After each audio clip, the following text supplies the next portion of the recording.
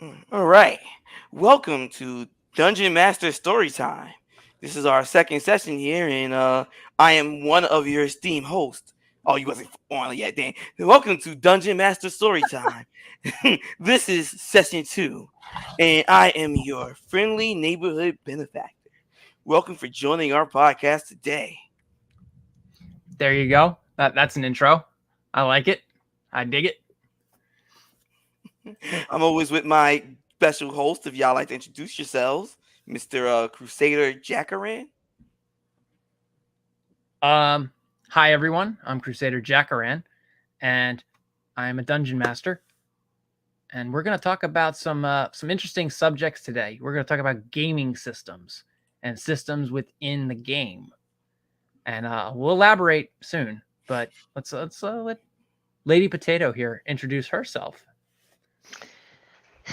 Hi, I am Lady Potato. I am also a fellow dungeon master today. And yes, indeed, we do have some interesting topics to discuss. Some homebrew topics regarding systems that you can make inside the game. And one quick thing that I wanted to mention before we get, I guess, delved into this topic is that a lot of the things that we were discussing is for is geared more towards advanced uh, dungeon mastery techniques. So I guess keep that in mind. Not to say that new players shouldn't watch this, but it is definitely geared towards more of that audience. So before that, I'll let one of you guys take it away. All right. So what I want to do is we came up with an outline. I don't know how well we're going to follow the outline. We're all learning this, so it's going to be great. But to spearhead this topic, there was a little thing that happened this past week. I'm going to let Benefactor explain it a little bit, and we're not going to dig too deep into it. But it's this hashtag OpenDND on Twitter. It's about the OGL. I have, where's my link here? I have a thing here for it.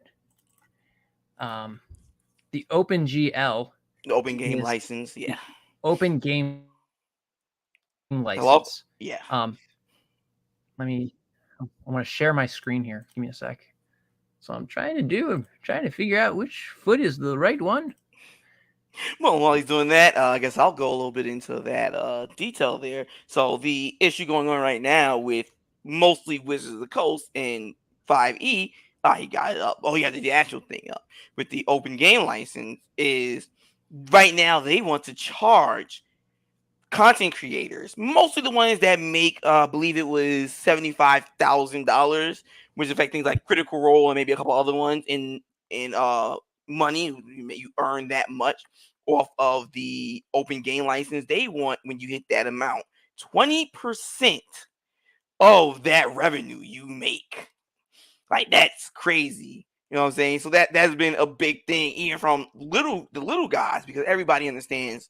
This is just a start. They're gonna do it to the big people first, and then slowly and slowly change the open game license where anyone, making a good amount of money from the content they make for 5E, which is for the love of God, bare bones, is most likely going to get charged or something.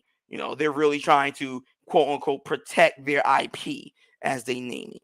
But we all know this is just more and more corporate greed. So, yeah. Yeah, and that's kind of relevant because what I saw a lot of people on Twitter talking about with this is okay, you're going to kill third party modules. You're going to kill incentive for people to come up with their own crazy ideas and attach them to Dungeons and Dragons. This entire process, the SRD and the OGL, they create a platform where we as independent people can come up with great ideas and integrate them into Dungeons and Dragons for a better player experience and for more imagination and more creativity. So I thought it was very relevant to today's topic because we're going to be talking about systems and how to like different ideas you can do. And all these things that we're talking about are in the sphere of uh, third party add ons, attachments, things that they're not approved of by the company, but if someone had such a great idea, I'm thinking of Matt Colville. He had his book, his series, Strongholds and Followers, which is basically what we're going to be talking about here today. It's just different homebrewed ways of doing NPCs so that they're easier or interactive with players, having all kinds of cool ideas where you have loot and way of modifying your weapons and equipment, ways you can modify enemies so that they can either be stronger or weaker, like a mutator in a video game. And so this is very topical, and the timing of it is fantastic, absolutely fantastic. And I see Niraj in the chat. How you going, buddy? And okay, so let's we're not gonna dwell on this. So let's go right into gaming systems. Lady Potato, do you want to describe what a gaming system is? Are you confident enough to do that? Perhaps you can describe what you. I'm reading our notes. Do you mean like particular, like, for example, D&D 5e would be considered a gaming system? No, that's not quite what I'm meaning. So, like, what I'm talking about, like a gaming system. All right, what I'm referring to is we have the rule set of Dungeons and Dragons, okay, but we can also explore into something like there's Cypher, there's Pathfinder, and they have their rules. But there's always that middle of the road area where you don't have rules. And as writers and as dungeon masters, we kind of grease the wheels. We come up with some things of our own and make stuff up on the fly. Okay, and that's some fun. But if you want to be more interactive, you want the players engaged,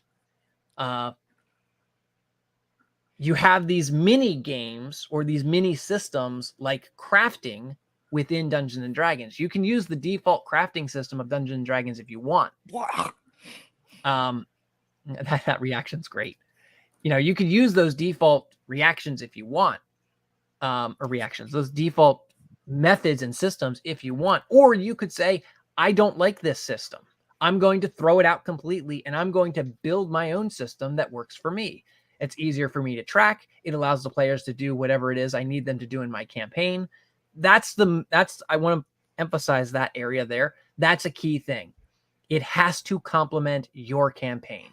That's why you would do any of these things is, hey, the base game doesn't complement what I'm trying to do here. So I came up with a store, my own store, and I put in my own shop items. I don't want everyone having access to a refresher orb. I don't want people just buying 6,000 gold and just being like, here you go, I want a refresher orb. It's like, no, in my game, I'm doing things different. That's not available in the shop. Okay, you can't just get a cloak of all-weather climate change in at this local store. Okay, this is a poor store. This is a store that doesn't have all the bells and whistles, all the fancy items. It has just these little items that you have to buy. Jack, you sound like you're calling someone out there. A game that people are playing, and to say something like that. But I think no. I'm saying like the idea of it is you tailor it to your campaign. So like if you guys recall in the End Times campaign, that's like the end of the world. You guys were like, oh, I want to go to a shop, and the shops had like nothing because the world has ended. Like there is no real civilization. People are bartered away. Like I told you guys, like gold was virtually useless. Food was more valuable in the End Times. So if you were willing to trade food, people were like, oh yeah, definitely. I'll take food. I'll take water. Any materials for fire, like lumber, that was valuable.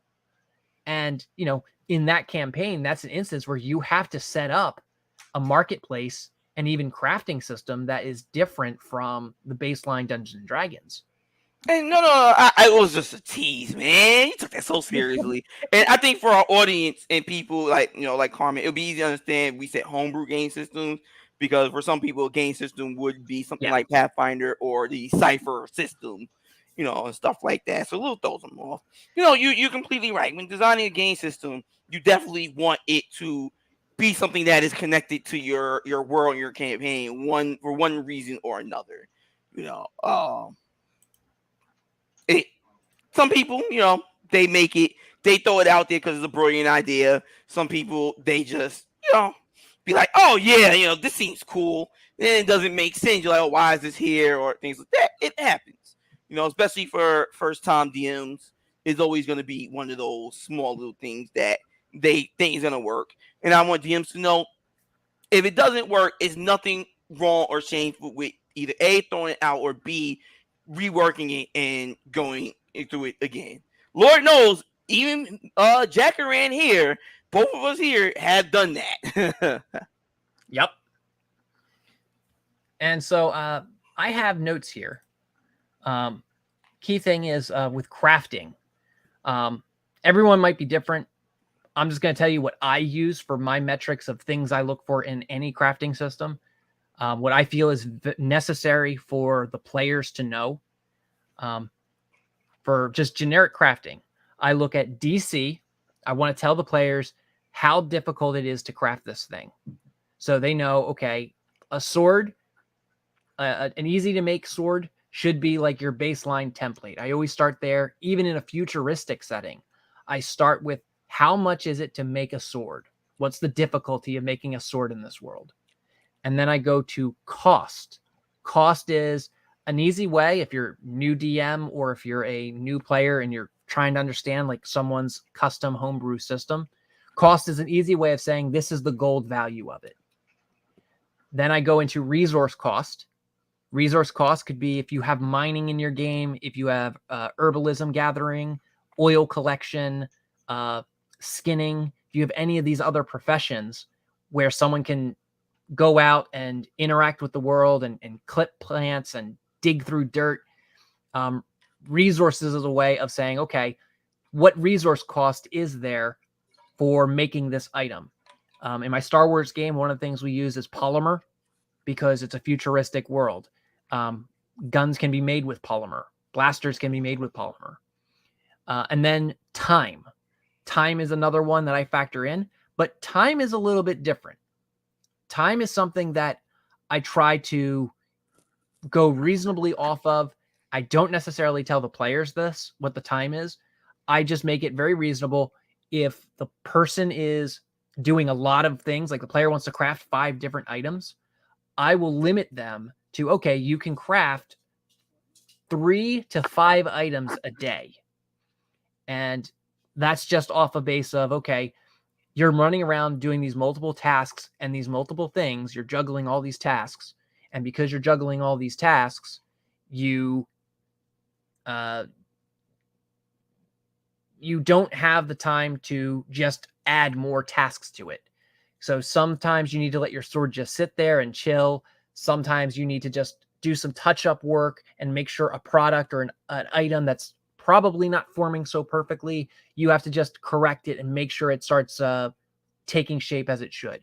So I might limit someone to 5 items a day, and that's so that it's like articulating in a story perspective, you're taking the time and energy to make sure all of these items are perfect. If it's an easier to make item, like say the player has a craft capability of 12, or they have a craft capability of 6 if it's 5e, I might say, okay, with a +6, you're competent enough that this item with a DC of 10, you can do that in your sleep. So I just let them have that one free, but I might not give them another one free. If they want to make 2, I might say, well, no, I'm not going to let you have 2 free.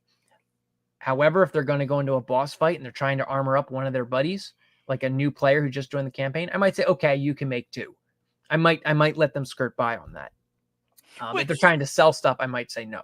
Which is respectable. In the Starfighter campaign that my cousin is running, it's kind of like that where things have particular time, resources, costs, and whatnot. It's much closer to the Starfinder book and how it does some things. I remember him saying because they have a much more in detailed way of crafting, but he does add some things to it. But my opinion on that is sometimes with you, it's a little restrictive. So you can just speak myself is like you have a player that is really trying to get the necessary stuff done, and it's really restricted trying to get everything settled in, and all these other stuff is just happening, going on. I get it. It adds to that a bit of, you can say, realism. Then it's sometimes at times where it's, I'm sorry, give me a moment. You're all right. Well, what I was gonna say is I'll finish up these last two. Um, the next thing I look for in the crafting system is the number of mod slots, if it's applicable. So I let people have the ability to modify, tweak, and change things if it's applicable to that thing. So like a lantern, you could change out the candle, you could change out the handle, you could change out various things for a lantern. You can make it a focused lens or a wide lens. And then the last one is availability, which if the resources, if the item itself, like a blanket, that should be pretty easily accessible anywhere. Whereas if you're looking for a dragon's eye gem, that might be a little bit harder to find. That's a little bit more niche.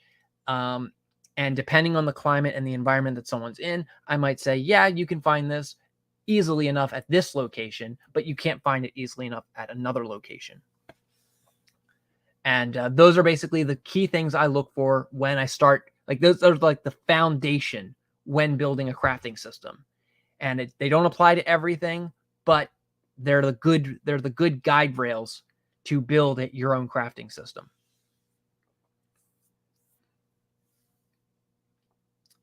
Are you good, Benefactor? All right. Lady Potato, is there anything you want to say on this? Yeah, I think I just wanted to, I guess, provide a bit of a summarize of what you had said. Sure. So basically, what you mean by crafting systems in this case is that we're looking for things that are going to complement the system that you're using for your campaign, whether that's D&D 5e, Cypher, Starfinder, anything like that, and tailor it to, of course, what your players are going to be capable of and what's going to make sense for your world. And those are important factors to keep in mind as far as creating these systems in the first place. Is what are their use? How powerful do I want to make these items that my players can craft? How long is it going to take them to craft them, both in the sense of in character time they're going to spend as well as game time? Yeah, Would you say that's a exactly. fair summary? Yeah, I'd say it's a fair summary. Some of the things I recommend when you start out with crafting, I recommend starting off with weapon modding and armor modding. Now, the reason why I suggest weapons first is weapons are sort of the pacer for everything that happens in the game. They attribute how much damage is going out, how fast can the players kill a target, how effectively can the players achieve whatever monster slaying that they're doing. So I always start with weapons modding first. I want to get my weapons out there. I want to know what my weapons can do, and my weapons are purely for doing damage. At the early starts of the campaign, your numbers aren't flying all over the place. So everything is very low, it's very baseline. Giving them damage items is fine. The players are going to be cautious. They're not going out there doing stupid things to get themselves killed. That's fine. Then I work on armor. Armor becomes more important later on once you decide to include bosses. And my philosophy for it is the weapons are for damage, the armor is for survival. So I don't typically put attack mods on armor. I don't typically put health mods on weapons. There might be a case where I need to do that for, like, if I'm trying to tell the players, hey, if this is a loot drop, not a crafting item, but for a loot drop, if I'm trying to tell the players, this is a tank sword. This sword is meant for a tank. It's meant for a paladin who's got a shield. He's supposed to be in the front line and taking blows and sparring with the boss. Okay. That's an instance where I do that. Can I ask you just because you mentioned some of the mods that you would add to you say that you're going to add attack mods to weapons and defense mods or health boosts to armor. What would be examples of things that you might do for each of those? So for a weapon mod, I categorize like weapon mods as a whole rabbit hole into itself, but it's not very different from how I do armor and weapons individually. I basically make it so that in my games, each weapon and armor has 6 mod slots.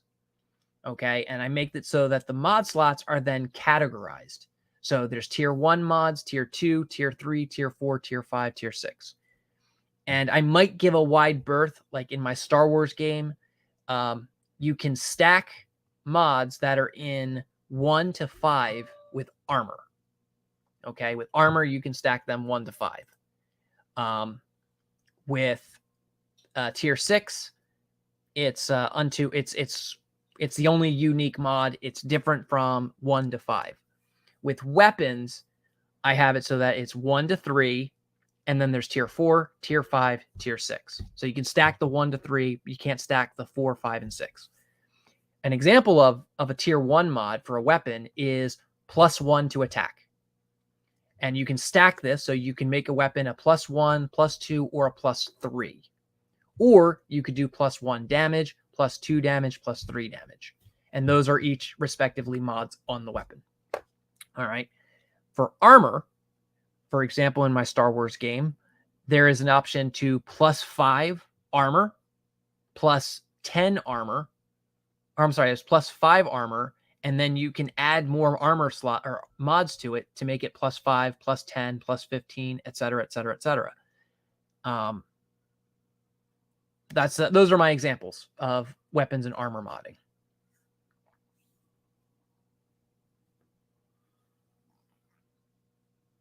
That seemed like a good answer. Did that seem like it was good? Yeah, it seems like it's a good answer for that particular system. All right. Maybe I should talk a bit about Cypher, because Cypher, I did a little bit different system. With Cypher, if I was giving someone an item, in Cypher, you're only allowed to get like a maximum you're supposed to give any player for anything is a +2. So any roll they make, they can only get at most a +2 to that roll. So there's supposed to always be a chance of failure. That's the idea. Is there's always a chance of failure, and there's always an opportunity to succeed. Are you all right, Benefactor? Oh yeah, I'm good. Just had to handle something really quickly that came up unexpectedly. So I All am right. good. I'm back. I can hear you grunting, so it's like, ooh, is he okay? So yeah, that's the idea of Cypher. It's very low system. So what I would do in that case is in Cypher, you also drain your HP and your energy bars to do damage. So I could give an item that's like, hey, here's +2 might, +2 speed, and +1 intellect. Or it might be +5 might and 1 edge in speed. That's a configuration you could do. Or your weapon does +2 extra damage or +1 extra damage. In Cypher, it's fine to give damage boost to items. That there's nothing wrong with that. There is no real problem with giving damage to items.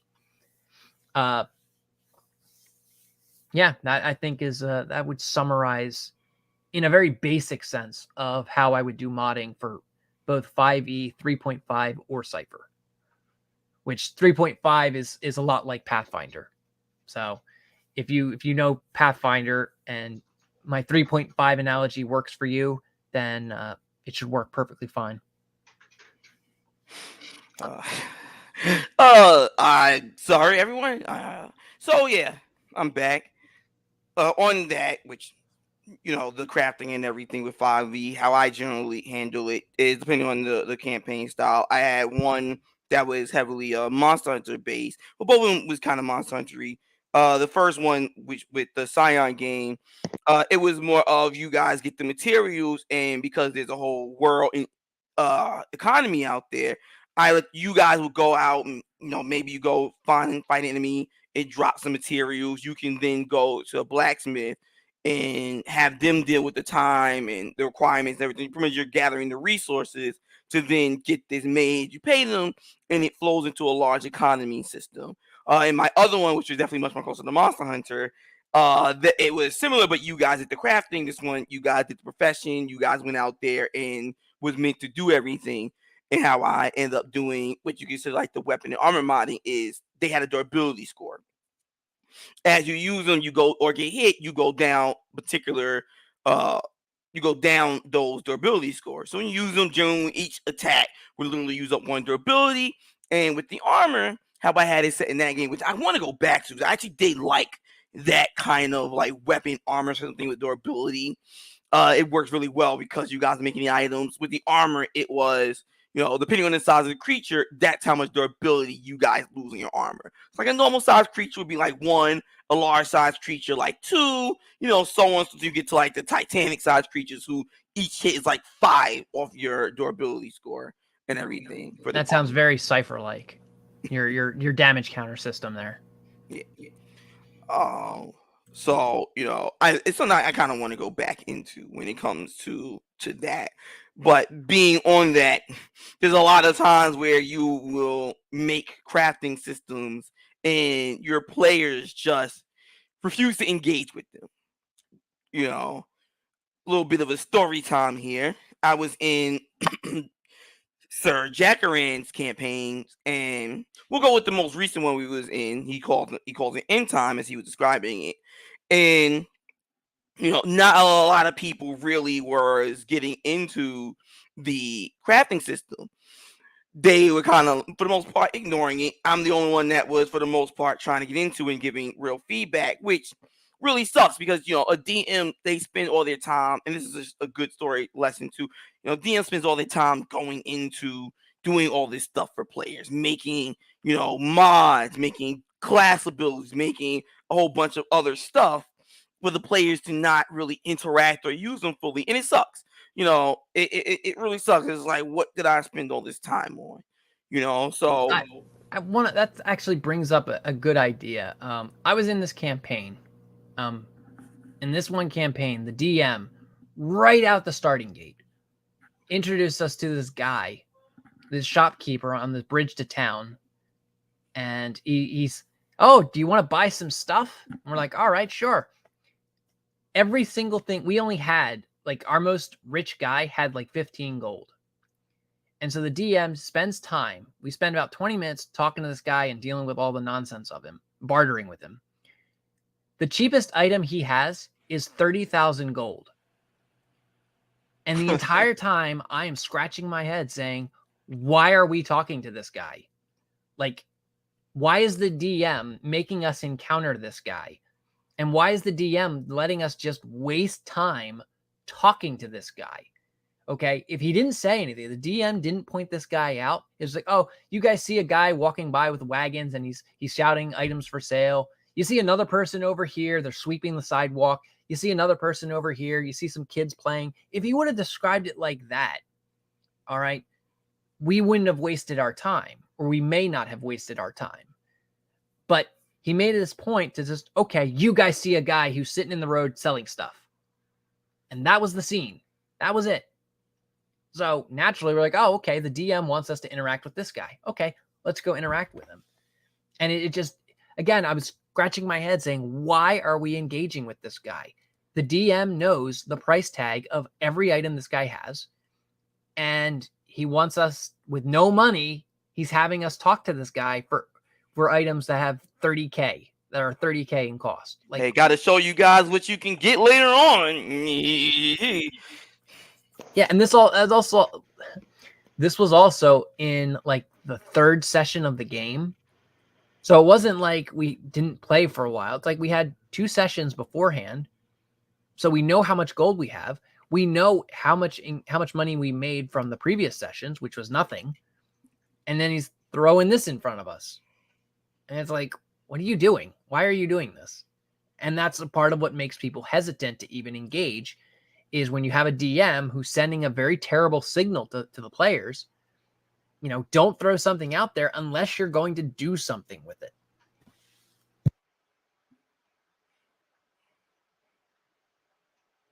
True, valuable lesson.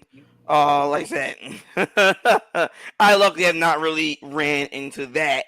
For the most part, I've just ran into, unintuitive systems or ones that are a lot harder than they should be. But the only way anyone would know that both DM and play is if they interact with that. Like I said, you and I, have gone into with your crafting systems, and I see him and like this is not really intuitive because of the fact that this requires something like this. Where we're gonna get the time to like mine this, like in the first one, we're gonna get the time to really mine this, and there's no real nodes on the board for us to know that we're passing this. And even with the newer one, it was just either something cost too much in terms of needing the materials for what it does, various little things, or if you did this, it could be a little bit better. But a lot of times, a DM won't learn and perfect their craft if no one's really interacting with it or paying too much attention to it. And especially when DM is like literally giving this to you guys upfront, not like DM hid it behind anything. It's upfront told to you guys even before you start. Hey, this is something you guys can do interact with, or when you guys make your characters, I want you guys to pick a profession, you know, and things like that. It's like they pick it but don't do anything with it, and I just think that's a crying shame. That's just my 2 cents on that. And there's a lot of various things with game systems, not even just crafting.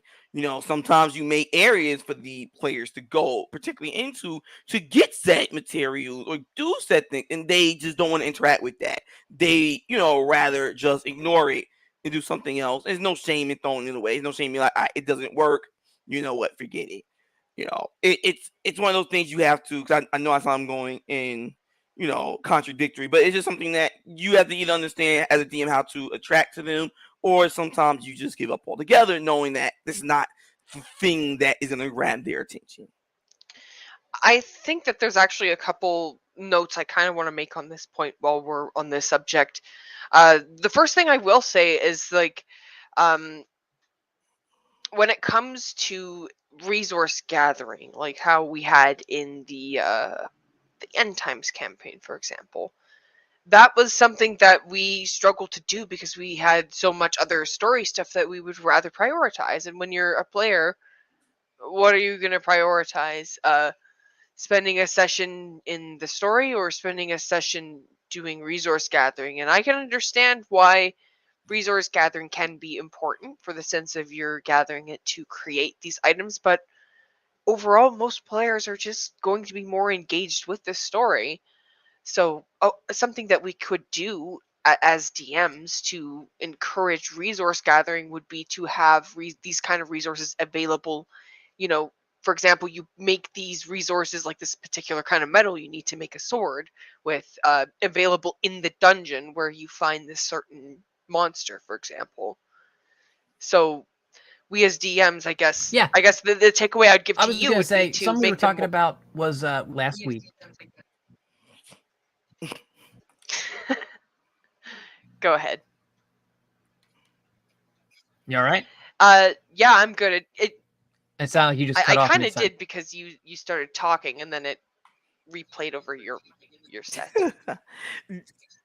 Oh, okay. So it all Yes. fracked up. Sorry about that.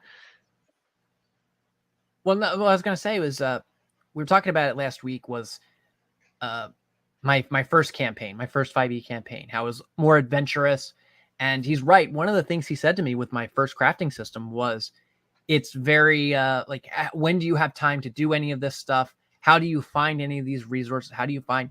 And I left a lot of that when I was creating the crafting system. My mentality was the players are going to find it. Like they're just, it's an open world. So either the player has herbalism, mining, geography, they have some form of skill. And if that's an interest of theirs, they're going to pursue it, especially since they know it's right in front of them. These are the things available out there. And my thought process is the players are just going to find it. Like they'll find it or they won't. Like it's just another thing I bring to the table and I let them decide if they're going to eat from that buffet. They sometimes don't, sometimes they do. Benefactor here is the guy who's like, yeah, he's providing this for us for a reason, so I'm going to use it. Other players were like, okay, no, I don't care. Like, it is what it is. Or, oh, I'm going to go for this, and then they don't go for it. They don't care. And that's fine. It's just, like I said, from my perspective as a DM, I put it out there, let them decide. I can lead the horse to water. I can't make them drink. Sorry, I was trying to hold that the laughter in. This is funny. It's a true statement. Like I said, and this is where I went into not to be dead though the intuitive of your system. I wanted to get involved, but it was nothing really explaining or told me how I get said things. So which I brought up, which he did fix within the next one where we had time to go and actually run out and find said items and whatnot. So, again, that wouldn't have been something he would have thought of if not brought up. But Yeah, we're beating a dead it horse there. requires player interaction. Like you got to have communication. You got to go back and forth and say, "Hey, how does this work?" And it's a lot now being on my third crafting system with technically my fourth with Star Wars. Okay, but now in my third ringer of having an idea of what I'm doing with a crafting system. A lot of my players in Star Wars have a coherent idea of what it is. Like they'll ask me questions. Hey, how does this mod work? How does this crafting system work? How does this work?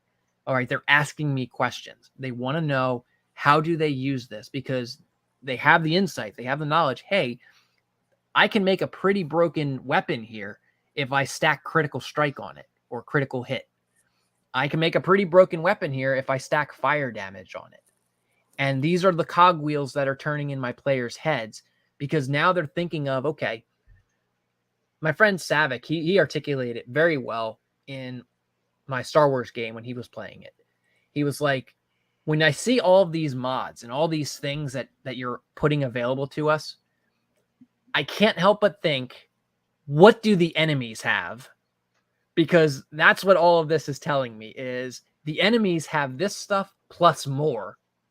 And I'm kind of terrified to know what's coming down the pipe. So I have to understand this stuff just so that I can be ready to fight whatever it is you send at us.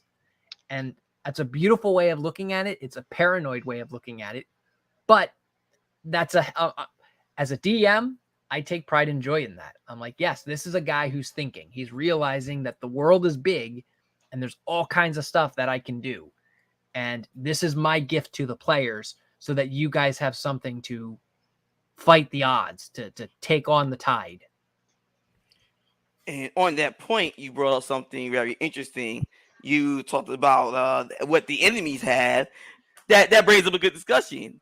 Homebrew of NPCs, both enemy and friendlies. Let's go on with like friendly NPCs. The design. What do you put into your design for the NPCs that are going to be helping an ally, or even just neutral to your players? I'm quite curious to hear everyone's thoughts on that. Especially Lady Potato here. I'm very curious. She's the youngest one out of us when it comes to DMing. I'm curious on how she would like design NPCs.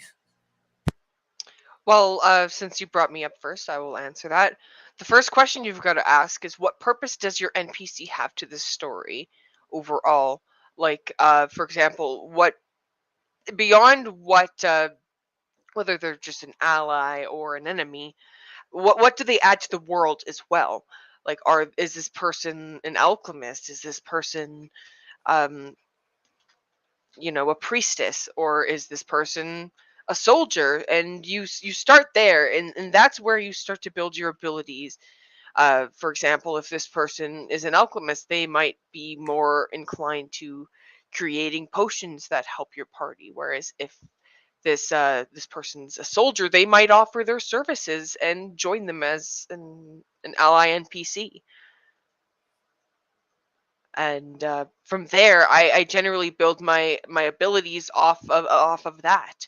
So, for example, if I'm going with the soldier NPC, they might be someone who's inclined to obviously offer their blade.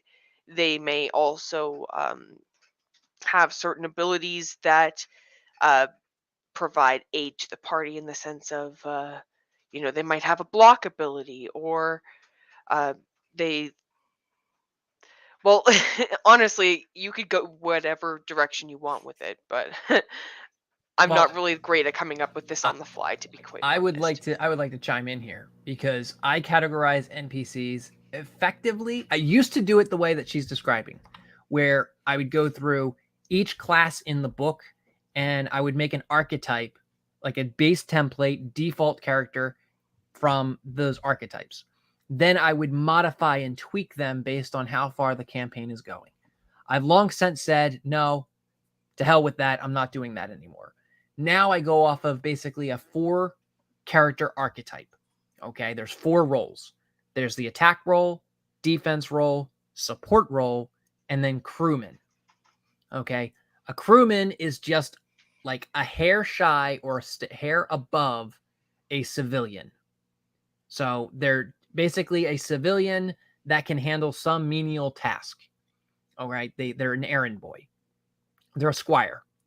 Whereas an attack unit is someone who specializes in attacking, defense specializes in defending, and support specializes in doing something that no one else can do in the category of attack or defense. So a support could be a healer. It could be a not necessarily a tank, but like an off-tank character.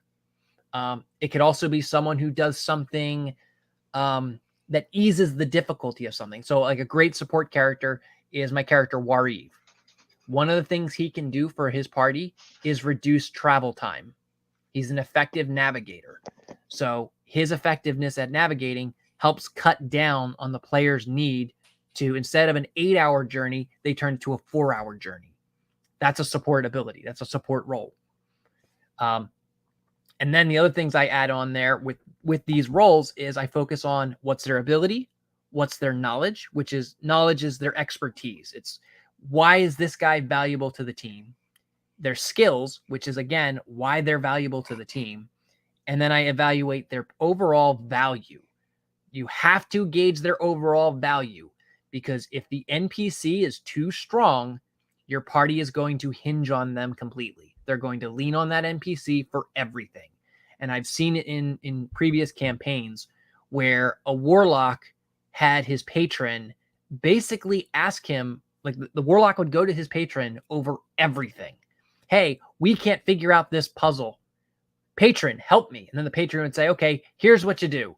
And then gets through that puzzle, encounters a boss fight. Patron, I need your help to save me. The patron comes in and saves the party. And it's like, this is a way too powerful NPC. And you really need to decide how you're going to allow the players to deploy him. Because that is a support NPC that can just annihilate a boss in one action. Just the player says, please, patron, help me, daddy. With no cost whatsoever to it. No cost. No cost at all. That is just bad in general DMing there. Not even so much NPC issue. Because you can run a patron like that, but it should come with a price. Right. That it kind of happened to one of my own players that was in my game where they had a patron and they was in a bit of a sticky wicket. And they called for that patron to come.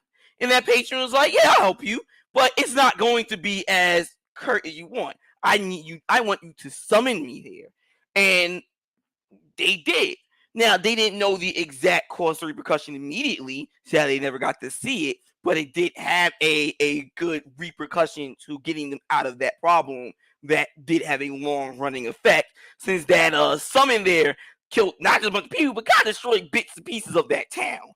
It's like, he got bits and things that he wanted out of it, some enjoyment. Whereas, like, yeah, you got him to solve that problem. It came at a cost. Now the person, wasn't able to do it again. But if they did, it would be increasing things that patron would want. That's what a patron is. Well, as you got like a patron saint, you know what I mean? But you got like an evil patron, generally, they want some kind of cost from you. You have to pay something. But even good ones usually is like, do this. Maybe you got to commit some kind of extremely good deed and whatnot, before I do you a favor like that. Yeah, so it's you're going down a little bit of a rabbit hole of gods and their role in the story, and I'm gonna pivot away from that back to the NPCs, because that's an NPC in the support role, because he's not like engaged, he's not there physically, he's just some mythological thing that you don't see on the game board, and That is a tool that the DM gave the player, and the player was able to call upon that NPC as support. And way overpowered. Way overpowered. So you have to gauge that value. Okay. I gave the player this powerful NPC to call upon to save the day as a Deus Ex Machina. Do I really want the players to have this much power? All right. You have to think of that too if you include a attack character. If you include attack character and his name is Superman and he can do anything the players need him to do. He can attack, freeze breath, laser rays, knowledge. He has all of the infinite knowledge. He can bend steel. He can move faster than the speed of light. If he can do all of these things, you have to gauge, okay, the players are now going to be able to solve literally anything I throw at them because they have this NPC in their corner who cannot fail.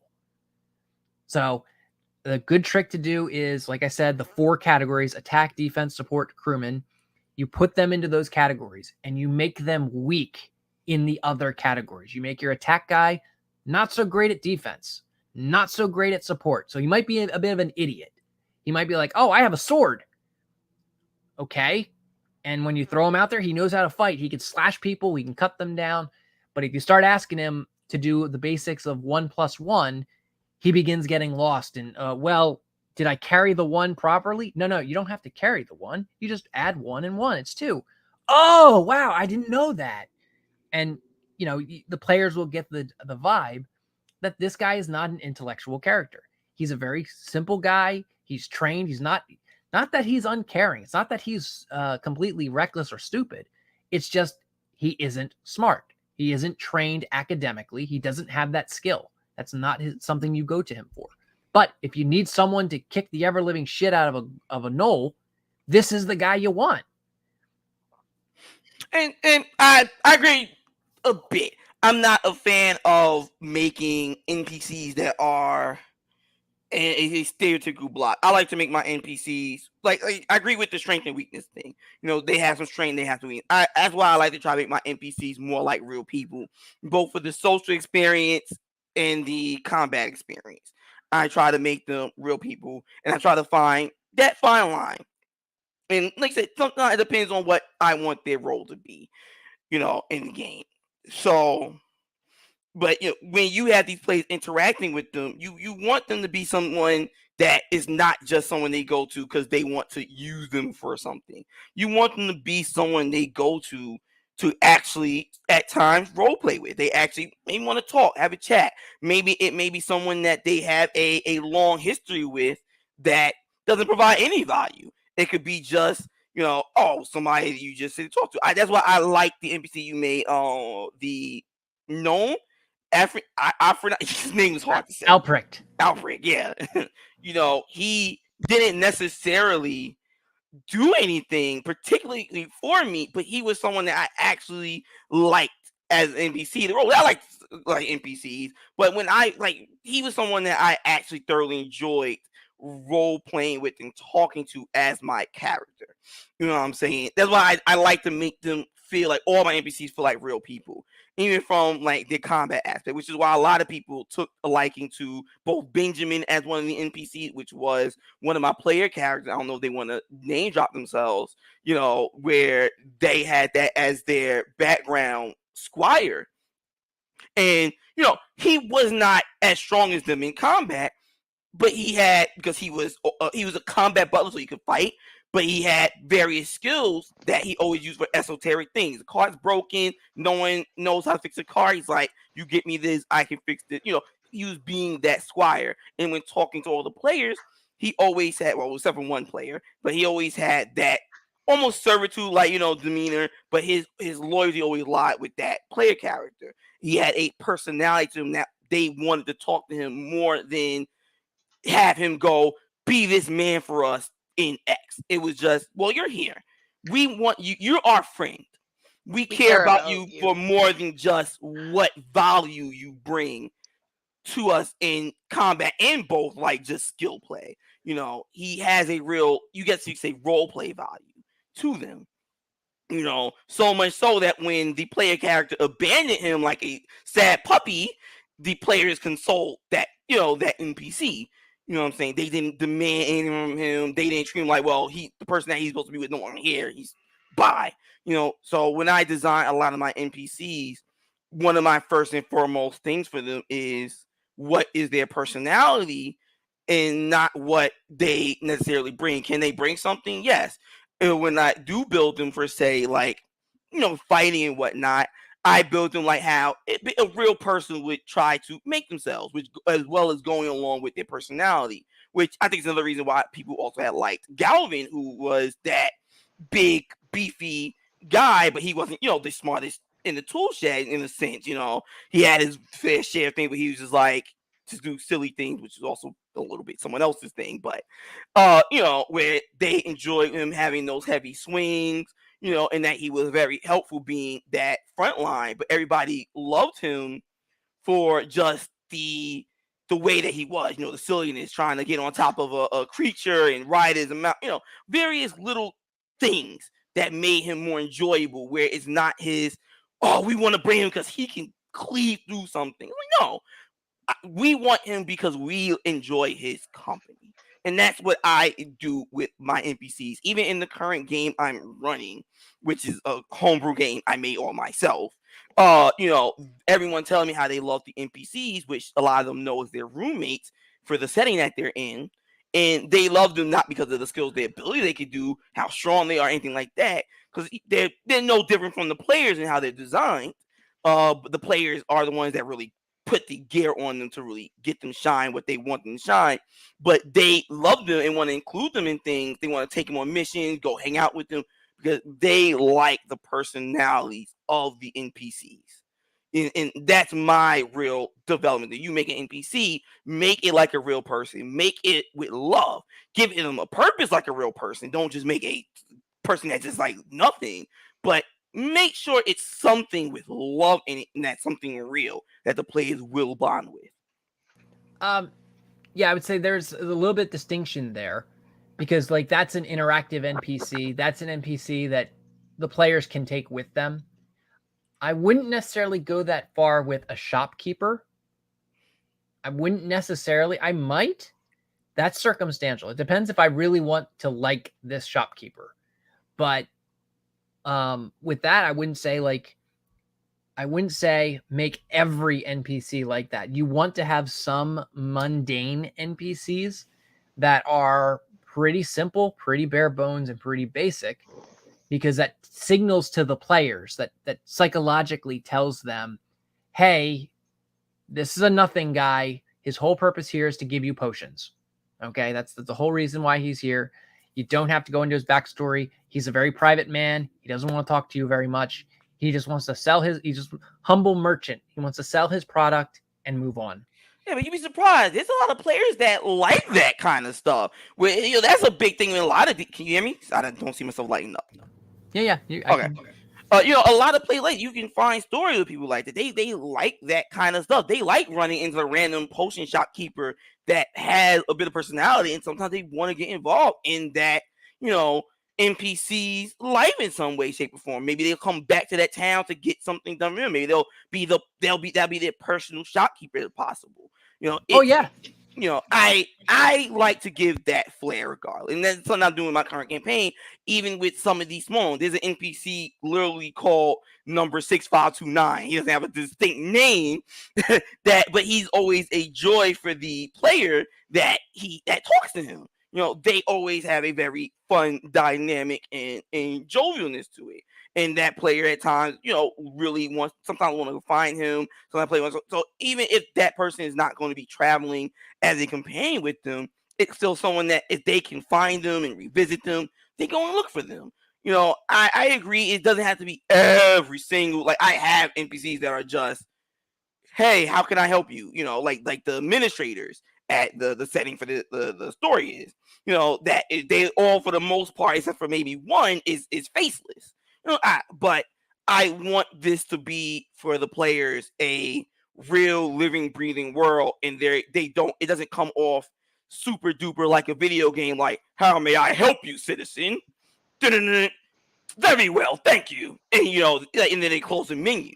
I want when they make purchases of things that NPC will interact with them and be real like, oh, I see you're buying this, huh? Trying to, have some real spark of life to him. Something that I know Rebecca for since crap that that lady damn it, that one of the players liked with a blacksmith I had for them, and they really always came back to see him, talk to him, see how the family's doing.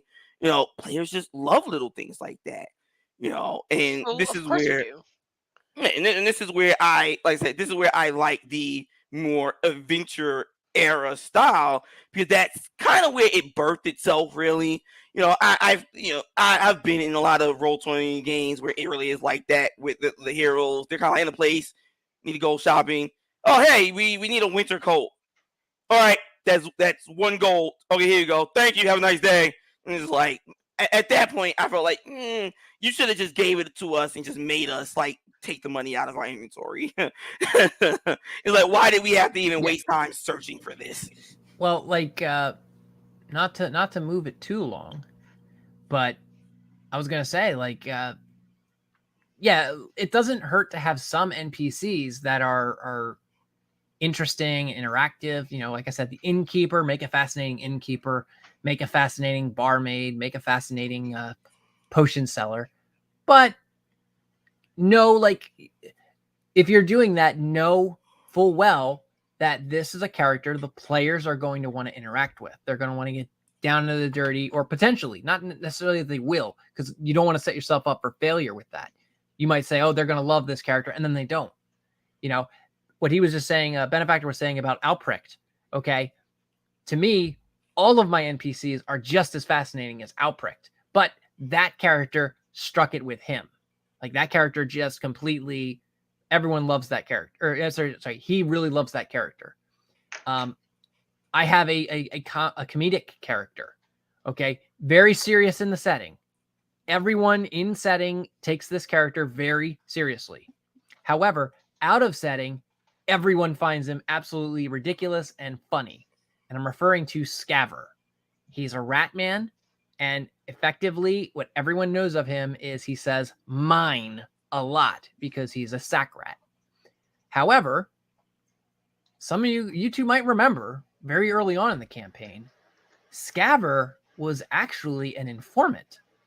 You guys asked him questions about like geographical locations and mining, and they weren't very intelligible answers, but he had answers that were actually helpful to finding mining nodes and digging underground and finding out where secret towns are underground. But again, in that setting or in that campaign, he is seen out of game as a complete joke character. It's like this guy is so ridiculous. All he cares about is greed. He had this funny dynamic with one character, or Lady Potato's character, where he saw her character as his slave, even though he had no way of actually reinforcing that other than just biting her leg. And, she could easily annihilate him in a single blast. If he ever dared do something such as that to the glamorous Sylvanas. Yeah. That is. And that's each player had their NPC that they liked. Each player had, and that's great. That's to me ideal. I want an NPC for every player that they like. Ideally, every NPC they like, every NPC they have a relationship with. But it also depends on the campaign itself. In my End Times campaign, they're on a ship and they're traveling around on a ship. So they have a crew. It's a consistent cast of NPCs. They're not wandering town to town, just the party and no NPCs like some campaigns do. Some campaigns don't involve NPCs at all. So, it just depends on what you're doing. But on the topic of locations, Benefactor here might nerd out a little bit on this subject because I know you've told me in the past I inspired you to start making encounters and systems like we're talking about with this one encounter that I had where the players in my first 5e game, they had to defend a fortress. And I used three resource management techniques that they had to do. They had to manage an orc. There was an orc siege on this fortress. And they had to manage population, resources and supplies, and then fortification-based defenses. And I'd give the players a break in between attacks. The orcs would attack, they'd fire their artillery, and I would roll randomly at the end of each attack what resources were hit. Either they lost population, they lost population being like civilians in the fortress, or soldiers and guardsmen who are manning the walls and the defenses. And then they might cost supplies, if they're getting hit by artillery. They might, their siege shop, their wagons, their horses, they might get destroyed by a catapult blast. And that's then taking away that. Also, it might destroy their food supplies. And then the last is obviously base defenses. A wall might get broken down. A building might get broken down. A door, a window, any of these things might get broken down. Do you want to spurg a little bit about this Benefactor? Oh yeah, I just didn't really want to interrupt to you guys everything. Yeah, that was great. That was a real fun time with me, Dimitri. But that, it works for me because I'm a big strategy, kind of guy. I'm a big fan of things like RTSs and things like that. So for me, having something like that was really great. I realized it's not something for everyone. But that was a really great. The thing that inspired me was because in old school, this was like we're going like real far back. Technically what D&D was based off of with the chainmail system was large scale warfare. You know what I mean? And that's something I wasn't sure could be done. I know it could be done in the third era and stuff, like Pathfinder, because you're literally able to get fucking companions and little comrades and minions to do things about. But yeah, so that really inspired me because it was just like, oh, I didn't think it would be possible in the very bare bones way how 5e does it to really make a war game scenario. I was like, I want to make something like that, but I want to do something like that, which I did for you guys with the Stampede event. Where you guys have monsters flooding in trying to destroy the town, and you guys as two separate groups, mainly with the so a little context to this a bit. They enter the town that was under high alert, and there's two distinct groups within the campaign based on your background and backstory. So there's the military, and then there's the Adventurers Guild. 3 to 4 players qualified to go into that scenario for the main Stampede part, where they would go set up fortifications, traps. I gave them various supplies and things that they'll have to use to deal with said Stampede event. And how I structured that the enemies comes in clusters, and that damage affects them as a large cluster instead of one by one. So they had went to go build fortifications, tents, various things like that. One side had traps that they set down and prepared to stop the incoming flood, where if this thing had ran through, they would have lost the town. Like if they failed the scenario, they would have the town itself in the world would have been just gone. And like I said, I still really miss not finishing your event scenario with the orcs attacking that fortress, because it's my style of play. And I said, why you have to bring this in, man? I really miss me and Dimitri, bro.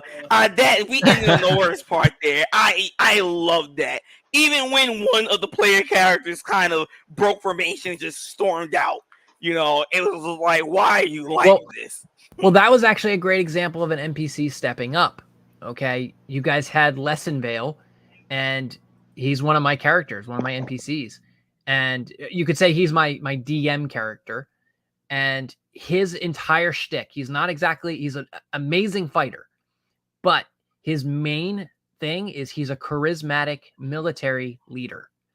And when you guys put him in charge of the defense, he was like, okay, here's what we're going to do. Barbarian, since you seem to have this streak of just not following orders, we're sending you out first. And what the purpose of that was, the Barbarian would go out and just cause havoc. He would just cause the enemy formations to fracture and split up, because they're orcs and they're bloodthirsty. They have this nice intimidating column where they look like they're mean and destructive, but once you throw some chaos into them, they're going to let loose like a bunch of savages. That allowed everyone else in the party who held a formation, Dimitri being one of them, when they held a formation, the orcs would just get picked off one by one because the orcs lost their formation. They broke rank and they just scattered to the four winds. Ugh. But that's an example of an NPC that is charismatic. He's a hero type personality. Okay, in his mind, he wants to be a hero. He wants to be this glorious warrior that people sing songs about, people write stories about, and histories and books about him. And so, like, his mentality is, okay, I can be in the fray. I can be the fighter if you want me to be the fighter, or I can be the tactician and strategist if you need me to be the tactician and strategist. Where he's not good, where you can really screw him up, is range attacks. He's not a range fighter. He's a melee fighter. He gets in the face. He's direct. He's not good at stealth. You don't go to this guy to sneak around and steal stuff. He's not good at that. That's not his thing. What I want to do is, then I want to ask Lady Potato here. You had some NPCs for your game. The two I am coming to, the one that you designed is the town's sheriff, I think, or town's guard, the watch lady. I want to say she was a lady. I'm pretty sure she was a lady. Yes, she was. We met her. Mm-hmm. My character and Owen, we both met her, and she was the one who said, it looks like they knocked out the town guards and they stole the kids. The children, yeah. Yes. And we need to go out and get them. And me and Owen were like, sure, we'll go get them. We're gonna go assemble our party and we'll head out to go get them. What was your method for designing her, and why didn't she come out and help us? Like, why didn't she like, hey, I'll send some guards with you? None of that. And then the other character is the thief that my Hal managed to recruit, and you totally were not expecting him to be an NPC for the party. No, I wasn't. I totally made that up. I hope I did a good job on making that up, but I literally was just going out the seat of my pants there. Yeah. So one is a constructed character. The other is impromptu. The players forced you into this. Okay. So for the constructed character, I will give you some hints, which this was going to be things that were hopefully going to be revealed or supposed to be revealed had you guys talked to the right people, sort of deal. I was trying to lead into it, but some things don't always work out. But okay, so some of the main reasons why she asked you guys to do it was because the town, unbeknownst to the players at the time, was actually low on their guards. A lot of like their stronger guards were actually sent off somewhere else for something bigger that was going on in the world at the time. So they were low on guards in their town, and she decided to stay back because she wasn't sure if there was going to be more coming or if there was going to be a second wave or anything like that. So that's why she decided to stay back. Well, I'm saying I'm more so interested. I get that explanation, but I'm more so saying, what is the reason being for like her design? Like, what did you come up with for her? Because she was willing to pay us not anything, but she was willing to compromise. Like, hey, if you need something worked on, built on. Now that I'm thinking of that dwarf blacksmith that my character befriended. I'm thinking about that guy. But what was you're like, okay, I need a town sheriff, and you created her. Yeah, I wanted somebody that was kind of under the idea that they may not be a town that had a lot of resources, but she was kind of that kind of person that wanted to, help people out. She saw you guys as outsiders that, she was asking a huge favor. So she wanted to, I guess, I don't know, provide the favor back. She felt like she wasn't able to protect her town in that moment, right? Do her That job adequately, right? Yeah, that's a good point. You do get the vibe out of her, or I did get the vibe out of her that she didn't have a lot of resources, but she's someone who's still trying to hold the ship together. She hasn't Yeah. quit. Like she still has this zeal, this righteousness that she's trying to fulfill, even though she's in a sinking ship. Yeah, that was sort of the vibe that I was trying to get, because I was trying to kind of set the tone for the kind of world that you guys were in, whereas that was like, it was, a grimdark setting. That's kind of the things that you expect in that sort of setting. So that was sort of my, I guess, general premise, because this was a starting town NPC. I wasn't sure who, which characters would stick. And sometimes when I make my NPCs, especially one like that, I didn't really know that if that one was going to be one of my more important ones. I kind of went with just that sort of general premise. And if the PCs grow attached to her, you build on that a little bit, right? Yeah. Yeah. Sadly, I don't remember her too. I don't think I interacted with her too much. My character interacted with the mayor and the mayor's daughter, more so when it came down to it, with that mission and quest being done and everything. So he had a much bigger impact on me. What similar question with Raw, like, what made you make that NPC, and what was it that why you wanted to give his daughter over to me in a certain way? What was the design for? Like, was it just for anybody? Was it particularly for my character? I'm just curious on that whole thing there with that. Well, to be quite honest, I'm actually having a really hard time remembering those two particular characters, because I know I made it like a town, like sort of like a town master, but I don't really remember his daughter too much. I just kind of remember him having a daughter. To be quite honest, like, Yeah, I remember him Angelus basically like seducing all of the women. yeah, Like, I all of remember them him. were becoming Like, his dolls. even the woman you talked about, he seduced her. He tried to seduce her as well. That was just your general goal as a character. So I don't know if I necessarily gave her over. I think you just pushed your way on. No, because I didn't take her. I was just like, no, I'm good. I want the carry so I can go. I know I didn't take her. I just gave him a reason Oh, why. you know what? I might have set that up as like a little bit of a trap, because if you might have fallen for her, done something, and he got word of it, that could have turned bad for you. I might have done something like that. Okay, because I was like, he's trying to give me a dollar. I don't want her. I'm good. I need a carriage. Either that, or like, I'm sorry, this was a while ago. Like this was probably a Yeah, couple years Yeah, ago yeah, that this it's campaign took fine. place. Or it could have been the fact that he was trying to get his daughter to marry into you, because your character was a noble of a higher standing than he was. So he could have been trying to attempt to do something like that as well. So I That's don't remember the So exact uh, circumstance, but I remember the noble being, now that it's coming back to me, he was very like nice to you, very, oh yes sir, very, because you were someone who, at least your father was a very high standing in society in general. So that was why he was like that towards you particularly. well, I was gonna say you had two characters, and sorry for bringing this up, but you had two characters that you had to make up on the fly. One, you completely outright rejected. You said, "No, I am not doing that," and the other you went with. All right, the one you rejected was the dog.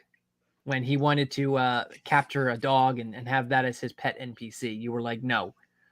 I think we already know a little bit why not, because you don't want to make a character sheet. I think you can Well, correct me it on that. wasn't like I had a character sheet for this creature, because you guys had fought it, but like it was definitely like it was a monster creature. Like it wasn't going to like bode well, most likely, with the setting. Like if you tried to bring that thing into town, it probably was not going to bode well. It was not a creature I had intended to be a companion in any sense, and it was something that was sort of like thrown on me, and I don't know, like you didn't really, yeah, it was not something I had prepared for, to be Yeah, quite frank. And and sometimes as a DM, you have to put your foot down, because you never know the consequences of saying yes to some of those things that you don't prepare for, and that was not one that I was willing to go for because I wasn't willing to go for it, so I outright rejected it, to be quite honest. I came busted with knowing what I was going to do. I was like, I could make an illusion for him, leave him outside of me, really that dangerous, and feed him outside the town and everything. I got this. Sometimes there are things that players can do and they will go to those lengths. However, most players won't, and sometimes it's a great experience as a DM. It's a great experience when you have a player who pushes you like that.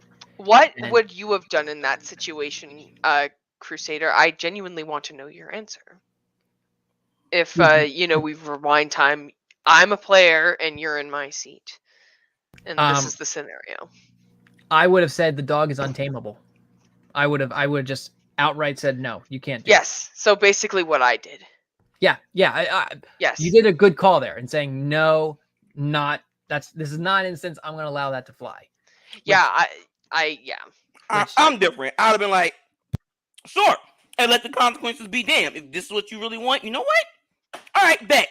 And when you fuck up and becomes a big thing, don't look at me stupid and like you had a demon dog. Like, what do you expect to eventually happen when he ate half the village from being hungry because you forgot to feed him today? It creates a dynamic in the story in a way. I get it. I agree with you guys. That's why I didn't make a big deal when you really told me no. I was a little sad. I was messing with you. Right. But like you gotta think about that type of ramifications. Okay. Exactly. Entertain the thought. Okay. Entertain the thought. She allows you to have this demon dog, and say you take the mentality that you typically have, where you're like, you know what? I have a demon dog.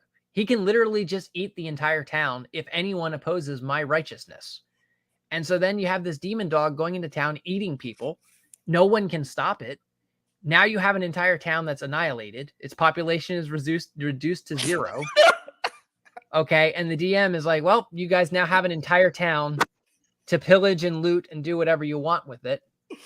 And you have to gauge and determine whether that's a good thing or not. Like, yeah, this is fine. This is perfectly fine. The player just completely annihilated an entire town. He's now a warlord. I mean, that's kind of like a group problem there. If they just sat there and let me do that, and they're like, "Yeah, this is fine." That's more of a group thing, and I'm pretty sure even without the demon dog, if that's our mentality in general, we would just do it ourselves even without the demon dog. It's like, you know what? I don't like that this dude stepped on my shoes. Yo, y'all want to wipe this town out, B? Possibly. But my point is, it's like, okay, so you entertain it and you go down that road, and I don't think that's in general idea of like, yeah, this is going to be fine. This will be fine for this world. Just an entire town gets uprooted and changed and geographically flipped in terms of geopolitics. Like, no. But the other character that you stuck with for some reason, I don't know why, was the thief, the bandit that tried to rob us. And my character had given him an axe and basically made him swear to me that he would not betray us. And then he just hung out with us. Like, you went with that NPC. You're like, you know what? I'm going to let them have this guy. Maybe there was a plot hook I had in mind in the future. Maybe. You never know. Yeah, there's a lot of maybes there. But, the truth is, yes, I did actually kind of have, like, when you guys decided to, like, kind of take him in and you kind of went through that role play moment of I'm going to, swear loyalty to him. He was like, wow, you guys actually trust me. And I can't remember if we did roles or like it, but I remember it having sort of an impact on this guy. And he was actually going to tell you a location to, basically the next dungeon, to put it into D&D terms, but yeah, to a warehouse. Yeah. And I just want to say, like, that's an instance of, you could have had the guy just surrender, or you could have just let us kill him. There's a lot of things that you could have played out with that. But I guess like my character had the mentality, we don't have to kill the guy. He's unarmed. We're not evil. Angelus wasn't there, so like no one else was interested in like just slaughtering the dude. So Wow. It's not Yeah, like my wow. character was a killer. Really? Who? I yes. killed the least amount of people out of you fuckers. Don't even start Listen that. here, Mr. Vampire. All right. Y'all didn't know I was a vampire. And With again, very questionable morals. okay, yes. All right. I murdered the least amount of people as the vampire. Like, does And, that make sense to you? And the irony is that the cleric had the highest kill count. That's the real irony of this all. I know. But- I beat the ever living crap out of that giant dog that could have one-shotted me, and I beat the ever living crap out of it to the point where I was just like, "This is just sad and pathetic for the dog." Like, I literally rolled so bad. Like I was just like, no. Like I kept missing. It was that's why I ridiculous. asked. That's why I asked you. I was like, "Can I just like one hit knock it out?" Because I don't want to kill it. Like my guy's taking pity on this dog that it's so big and massive, and it's just such a failure, and it's shackled here, chained up. Like, I just shook my head silently and I was like, yeah, just go for it. I know, it was like just like a role play moment of just, this is sad, very sad. Oh man. Honestly, on discussive encounters and stuff, and this is what I really want to talk. Like, this is like the big bonanza I really want to talk about when it comes to like homebrewing. This one I think will be a really good topic that people would be interested in, both learning from and just to hear from everybody.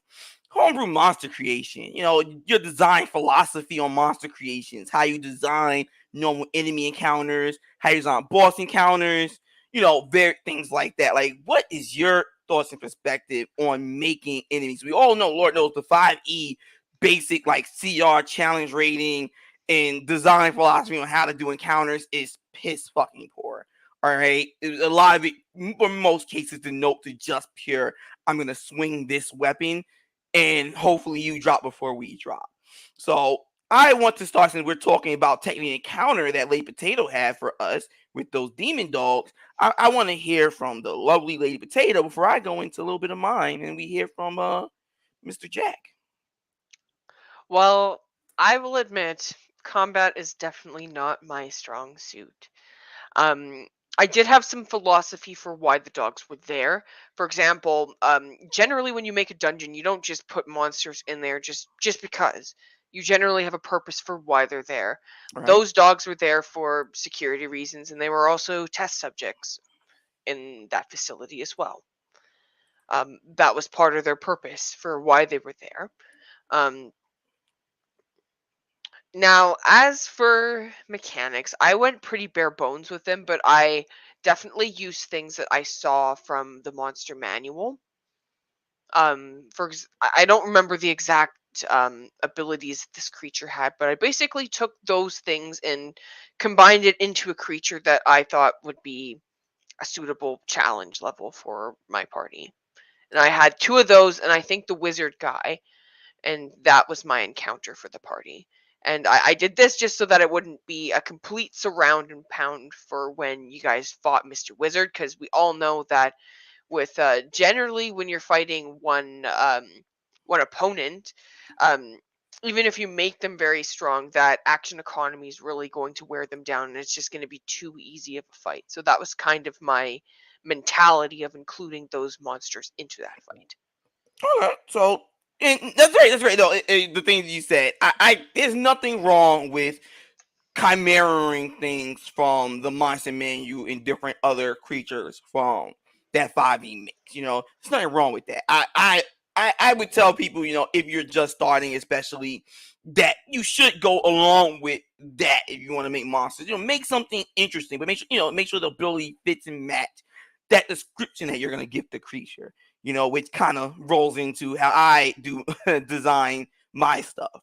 When I make monsters, one is location, something we talked about before. The location of the creatures and the enemies I have, they have to fit into the mold of where you guys are going to be at, as well as in general fit the campaign in some way, shape, or form, be it the main sector or even like a subsector of the campaign. ecosystems matter. So like on the subsector stuff from my campaign with the monsters in there that you find, like the forest, jungles, the various ecosystems, generally I tend to create the monsters that fit in those ecosystems. So if you're in a jungle, or a little forest, really more than a jungle, you're gonna find bear type creatures, which you end up having in one of the games where you knock one off a waterfall. But my general philosophy on monster creation is I want the monsters to fit the location in the area.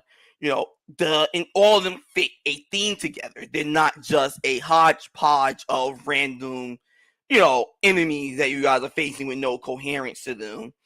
I generally design them with ability and stuff that should be interesting and make you be like, okay, this is something that creature like them and more of the ilk can do.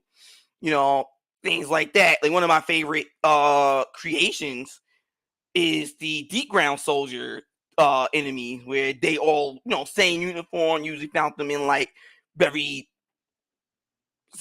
building like areas that you guys fought them in. Their stuff was very uniform, like gun, sword, military type things. They had a theme going along with them.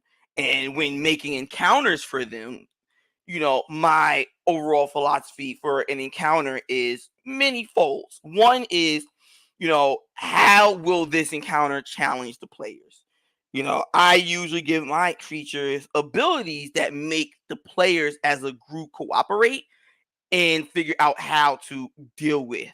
It can't be just you all are just going to start doing your own thing and swinging at creatures till they die.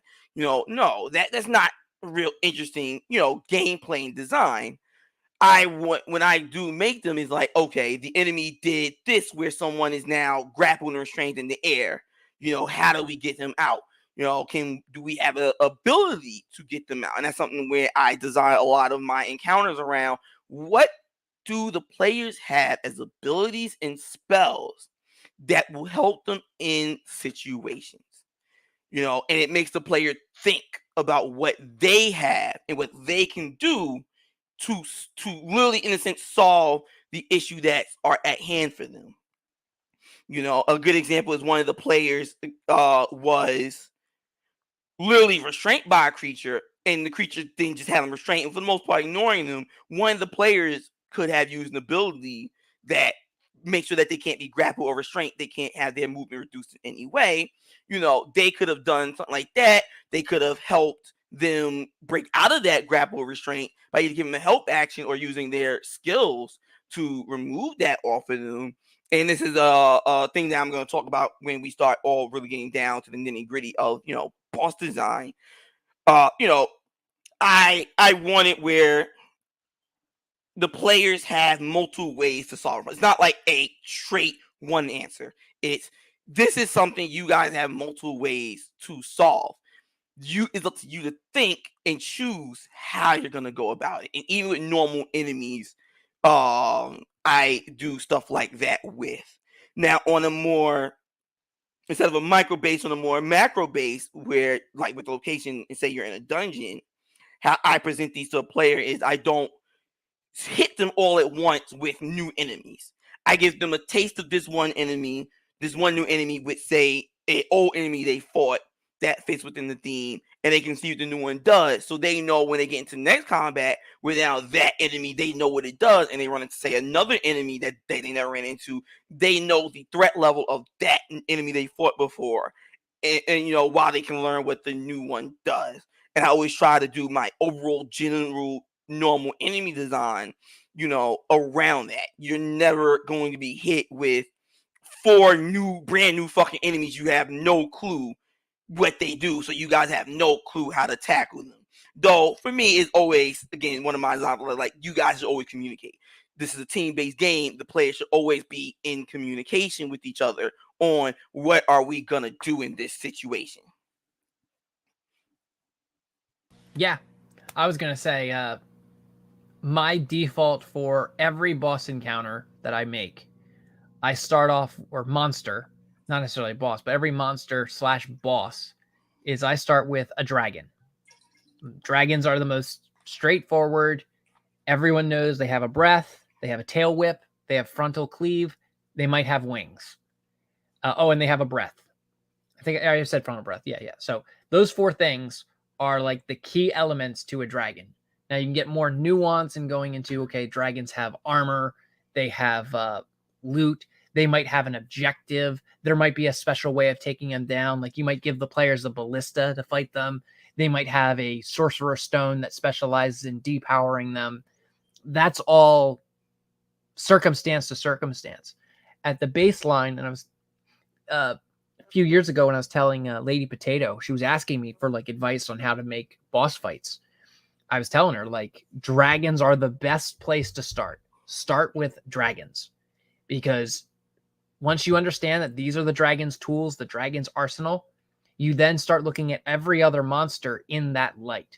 What are this monster's natural weapons? Does it have armor plating like an Ankylosaurus? Does it have a hammer tail like an Ankylosaurus? Is it a very fast creature, or is it a very slow moving creature? Is it very cumbersome like a golem, or is it very agile and quick like a velociraptor? So I start from the dragon, and then I begin maneuvering and weaving into, okay, am I dealing with a den of witches, or am I dealing with a den of Ittercap? I love Ittercap. Everyone knows I love throwing Ittercaps into my game. They're freaky looking monsters, but they're also cool. So those are the type of mechanics that I go to. I was actually going to share, if you guys are okay with it, I was going to share my horde rules that I had written for Clank. Clank had asked me to write or show, like, describe to him what his method, or what my method is for doing monster encounters and things like that. So I was like, well, I'll write it up for you. So let me throw this forward. Can you guys see it? Yes. All right. So this is my method for hordes. All right. So you want to have a lot of dudes on the field. They're running around fighting things and causing all sorts of mayhem and chaos. The general idea here is you can have a lot of units that are easy to kill, or you can have a decent amount of units that are difficult to kill. You don't want to do high difficulty and a lot of units, okay? Unless it's an encounter they're not supposed to win. The players aren't supposed to win. It's fine to have some scaling with this, but generally, as you like, my insect swarm here, all right, this is supposed to be tiny creatures. They're very little. They can be hard to hit. That's why they have such a high AC. I don't know if YouTube actually has a good view on this. Yeah, I can see perfectly clear, but this is not the original one, because I remember the original one you had. You changed it because you liked how I did the pretty much where I inspired you for the event with having how the horde, because it looks similar to the one that I told you how I did with my horde, where everything is based on the group unit, and when they do damage, it's based on how many are left within that unit set. That how many damage is being added in. So it's like 5 there, a 5d6, and then they lower, it goes down. No, this is it. This is it. I say, what's it called? I said that in the chat. I'm reading the chat. It said that this is inspired off of your work.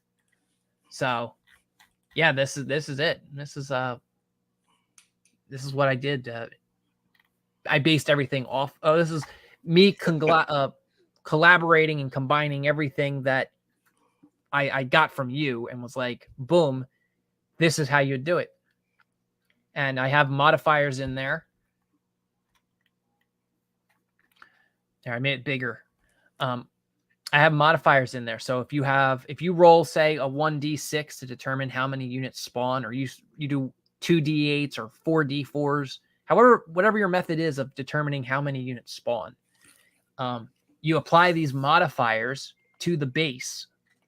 and you then mutate the encounter for however you want to mutate the encounter. And if you want to build up to a boss fight, add one or two abilities to this. Add the ability to throw a fireball out. Add the ability for the monsters to do a cleave. Give them a cleave. If your boss has a cleave, just do, hey, these guys can sometimes splash and hit someone nearby their target. So you guys don't want to stack up. You guys want to spread out.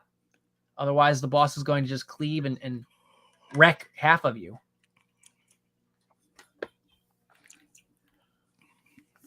And here's a slightly higher difficulty. So the first example was like insects, rodents. This is going up to like thieves, goblins, undead zombies and skeletons, slime, basically just mindless villains that they aren't very conscious about what they're doing. They're pretty much just, hey, I'm going to run in and I'm here to just stab and victory is assured. But they aren't necessarily weak and vulnerable. They're very competent in actually engaging and interacting or taking hits. Having an AC of 15, I've discovered as a new DM for a 5e campaign, an AC of 15 is a pretty good number, especially if you give the NPCs HP of 20, because the players aren't going to be able to one-shot him if they're lower than, say, level 6. If they're lower than level 6, they're lower than level 8. Level 8, they probably, if they're really determined, they could one-shot a 20, someone with 20 HP. But they have to be determined. Like, they have to say, okay, I'm casting this spell at level 4, and I'm going to roll 4d8 of damage, or 6d8 damage, depending on the ability. Like that's a player who's determined to one-shot this meaningless NPC who is attacking them. It's not like they're after a boss or they're fighting an elite. They're like, this is just some mundane unit coming after me, and I'm going to spend a level 4 spell slot just to annihilate them. That's overkill.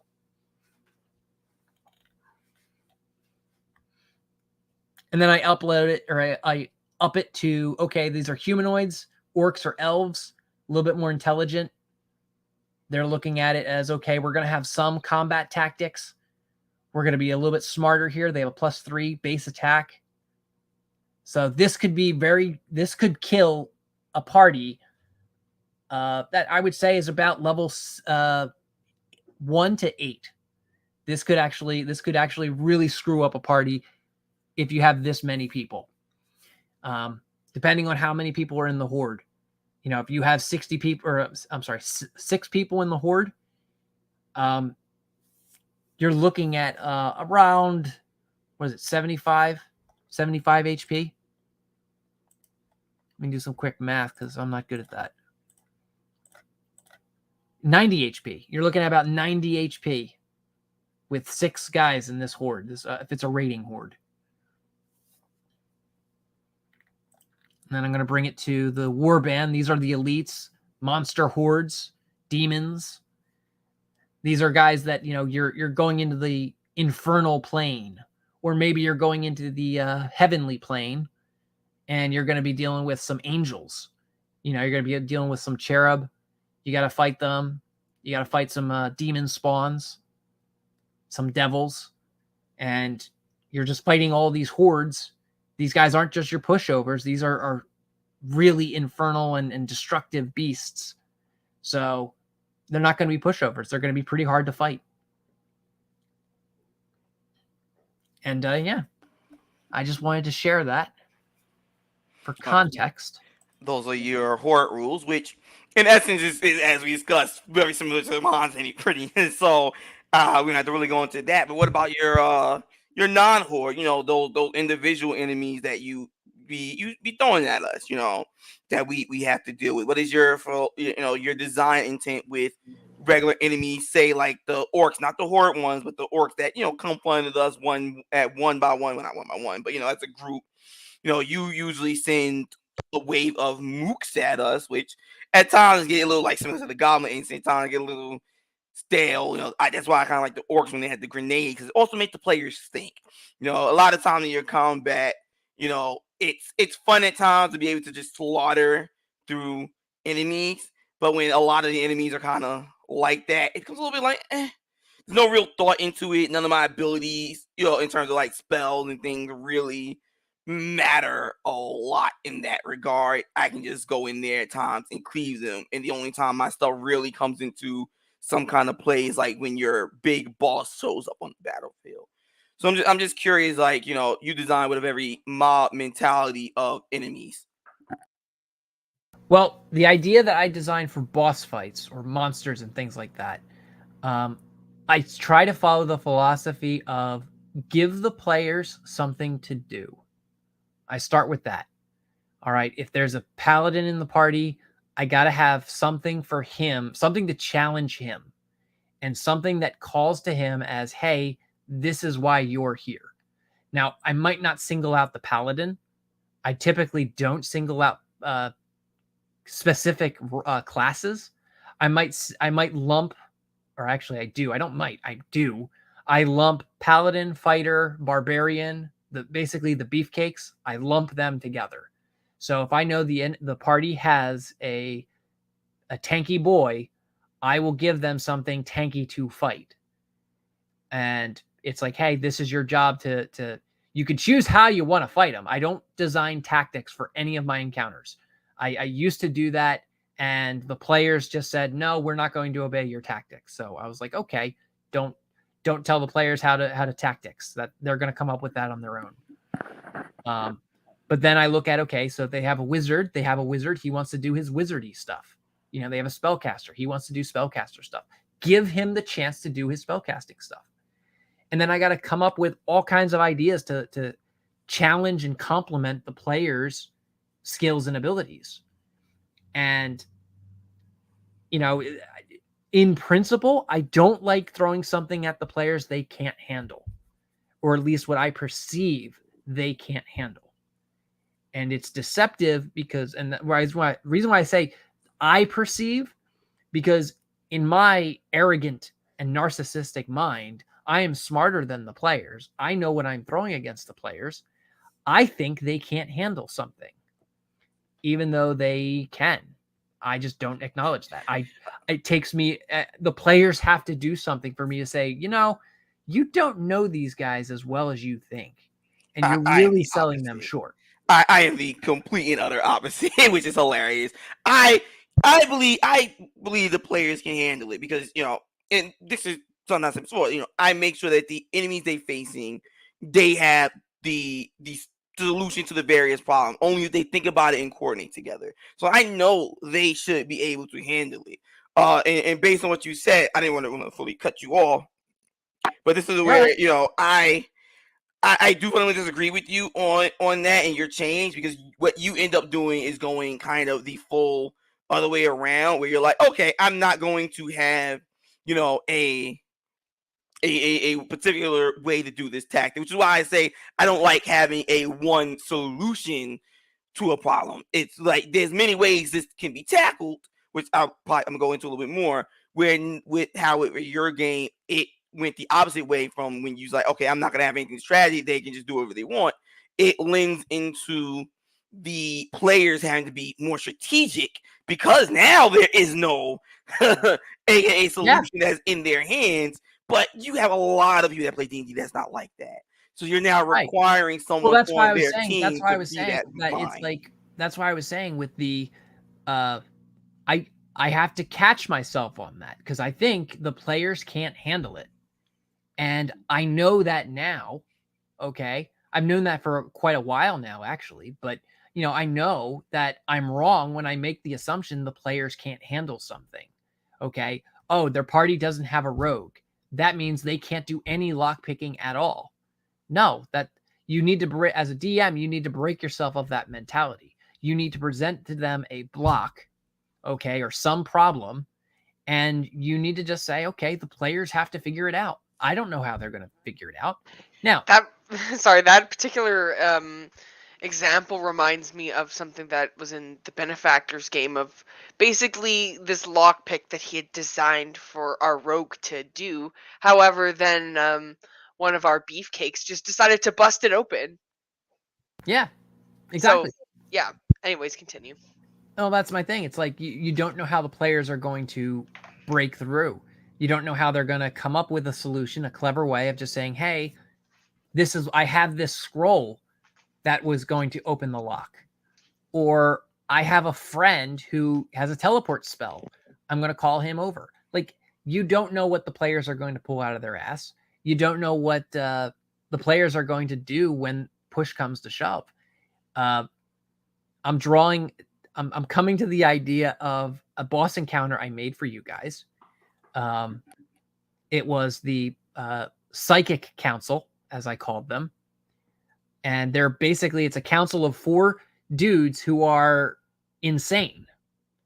And I designed that encounter for 5 players, and Benefactor, Clank, and Galleon, all 3 of them, I asked them before they did the fight, do you guys want me to scale this down to a 3-player encounter?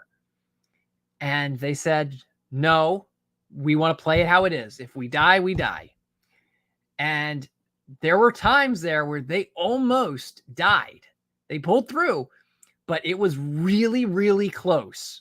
Oh yeah, that was a wonderfully annoying but great encounter where which me and Galleon had talked about before, where it's just like, yeah, if one of us wasn't there out of the 3 of us, and we substituted them with any of the other 2, we would have failed.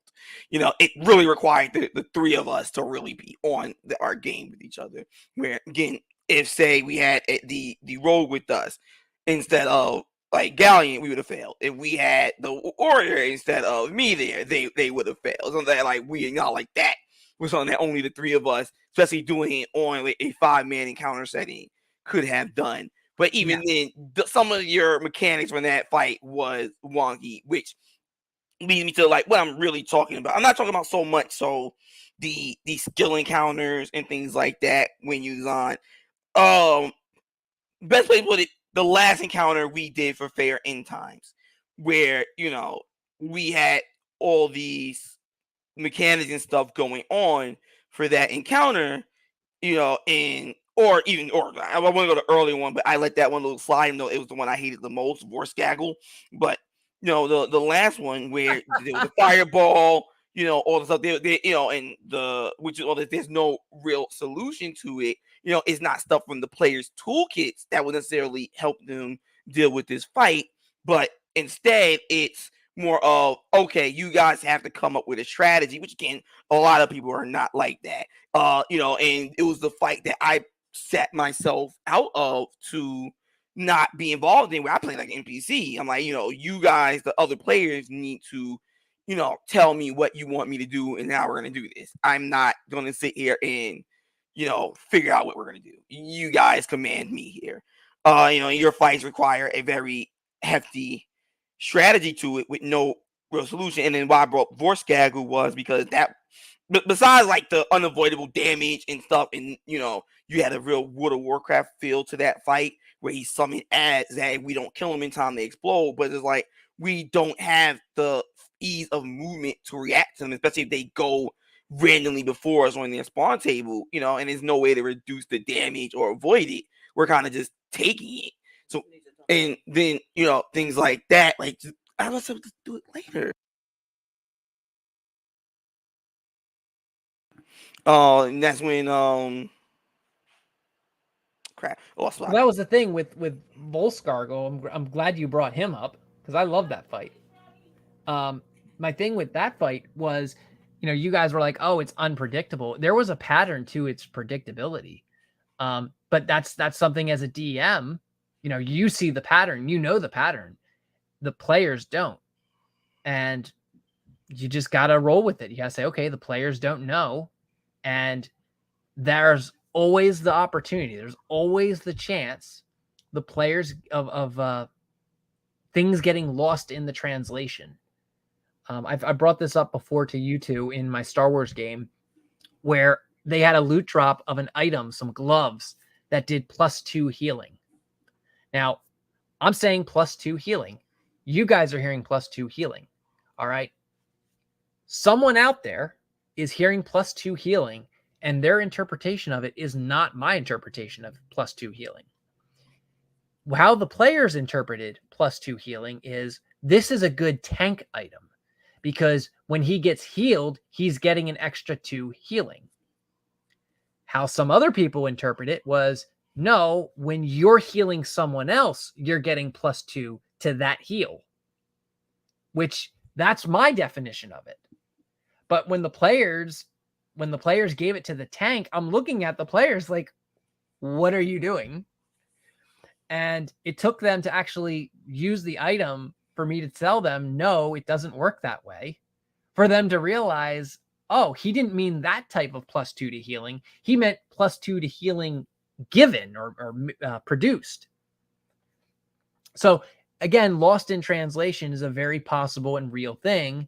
And you have to understand, if you make a fight with a lot of different moving parts, the players can get lost and either shut down, as I've had a player or two who do that. They shut down. They have no idea what to do. They freak out and they're immediately on like high alert stress. I have another player who gets explosive and gets very upset, frustrated. He begins cursing me out. He begins saying all kinds of terrible things to me, and that's a whole other topic unto itself. But, these are possibilities of what players will do. You can have the other player who doesn't do anything. Well, I guess I'll just die. You have players who are like that. It's like, well, I guess I'll just suicide. And as a DM, there's nothing you can do about it. It's like, okay, that's their choice. That's what they want to do. You just run the fight as genuinely as you intended the fight. And they might win, they might lose. Listen, I get that. It's just that time. I personally feel that if I was not there for any of those encounters, the rest of the party would not succeed. And not for they don't have the abilities in the the magic and things like that, but the way you design the fights are very strategically specific. So while I understand strategy is that you, like you say something, you don't design a solution to the various components of your fight, and you tend to throw a lot at the players all at once, which does end up, being information overload for people. So, for me, this is something I told to Lady Potato here, in my designing of boss encounters is I like to design boss encounters similar to the regular ones. Is one, you got to cooperate. But I think that's, hopefully for the most part, all of us agree something that you want from your encounters is the team to cooperate. But how I do it is, you guys, there's going to be a problem that happens in the fight, right? The fight is not designed that you have to solve the problem, but it will make the fight easier if you do. Which is another reason why I always gave them free skill checks that they can use, because if they use those free skill checks to figure out stuff, okay, I do an insight to see like why is the boss healing. I do a arcana or investigation to figure out what that magic circle or how to stop that magic, which goes into one of the fights I used as a major example. The last one they was in, that fight, I make sure that all the moving parts never happen at once. My design for logical fights is never let your moving parts happen all at once. Give them space for each single thing to happen so the players can find a solution without bugging the F out. So in this fight, it's called the Lovers Fight. They had to deal with a sorceress and a warlock combo, married couple that was holding a church ceremony. Right, this is the lead into it.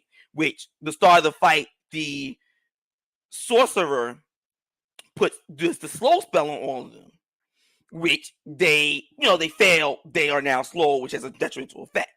The players can either fight through that, but it will make the fight harder, or but not make the fight impossible, or they can use the ability to have, like, dispel magic and such to remove it off them and their teammates. But they have to communicate, especially like they're not always gonna know like their teammates failed. You know what I'm saying? But it's there where you guys communicate such things. That's one mechanic that happens. Before anything else they hit with that, before anything else happens, they have a time to react to that. The next mechanic of the fight that happens a little bit later on is there's a magic circle within that little cathedral area that spawns ads. It does not spawn a lot. It spawns either one really powerful ad or it will spawn like 1 to 2 hittable ads. Right? Again, it's on them how they wish to tackle that. It's so the quote unquote a solution to that is, okay, I want to do an arcana or investigation on that magic circle because I now see them come out of it. They use their free skill check to do that. Use that skill check to figure out what's going on. They'll be like, okay, they say you did arcana. You know that magic circle, if it's deactivated, won't spawn any more monsters. Do you have something that will stop the activation? Same with investigation. You have more than one way to figure it out. You have 2 separate skill checks. Say you're not proficient in arcana, but investigation, you can do it that way. Which is another one of my things, like you have more than one way to figure out something.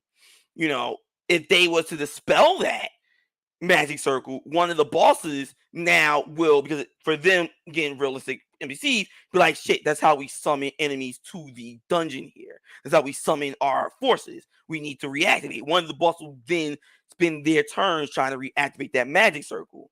Right? Now, another one of the mechanics, which was on the side, was that there was choruses healing the bosses. And whenever the chorus healed the bosses, I make sure that the arrow you hit the boss with, that scar you let them mark, you see it heal up. You have to now figure out as the players, okay, something just happened. Let me do an insight, or let me do a perception. Let me do something to figure out what is going on. And, okay, I noticed that those guys are healing him over in the corner there. Those guys are not just more than, a singing chorus. They're actually healers. But I never hit them with, okay, you're going to be slow. Now the ads are going to come out. Now this is going to happen. I want them to see something and be like, okay, are we going to deal with this? And what tools in our toolkit do we have to deal with that? Is a lot of times I felt I didn't have any use for the toolkit that I built to deal with your stuff. It was more, okay, this is what this does. I have a strategy on how to combat that, but it doesn't necessarily require, the tool in my toolkit. And the one time I did use one, it kind of was antithetical to the encounter because we need the boss. That's what I'm really bringing up with your encounters are more on the line of you guys need a hardcore strategy to deal with this. Your abilities are not really fully, they're kind of negligible to deal with the encounter itself. It's, well, this boss does this enemy the boss has does this, figure out where the weak points are. And, strategize that. Which, again, as somebody who played with Warcraft, I appreciate that. But I do know a lot from the other players that they don't. they really don't. And that Witch fight really showed it, like, out loud to you at that point. Like, that's not what they're about. Strategicness is not what they're about. Yeah, that's fair. And that is a lesson to learn as a DM, is knowing, like, okay, what's the competency of your party? And it's as I've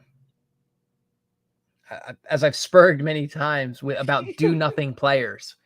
Do nothing players are the people that they don't, when you're observing a situation, they're sort of like, well, I'm not going to try figuring this out. I'm just going to wait and see what happens. And it's like, yeah, you're basically going to just sit there and die. That's what you're resolving to. I get that. Like, real talk. I am not, exempt from that, even with my design philosophy, because sometimes the players don't, use the skills that, a free skill check, or they don't really remember or look at the various things they had that can help them with the solution. Even with the players I had in that scenario, they end up just kind of sitting there dying because it didn't click to them, that they really have ways to deal with the thing, or, I can do this free skill check to solve something. Even though I always try to make that a big thing. I talked to one of those players actually earlier today, which even he acknowledged. He's like, really going back and looking at it. Yeah, we did kind of the screw the pooch, and that it's always various things I had for them, or they like as either ability I give them or abilities they had that allow them to make encounters easier. But like I explained, you don't need to use those to succeed the encounter. If you guys cooperate and strategize a little bit on coordination, okay, the ad is spawned. Should we take care of the ad? Something very simple. Like, yeah, we should deal with the ad before we go back on the boss so they need something more.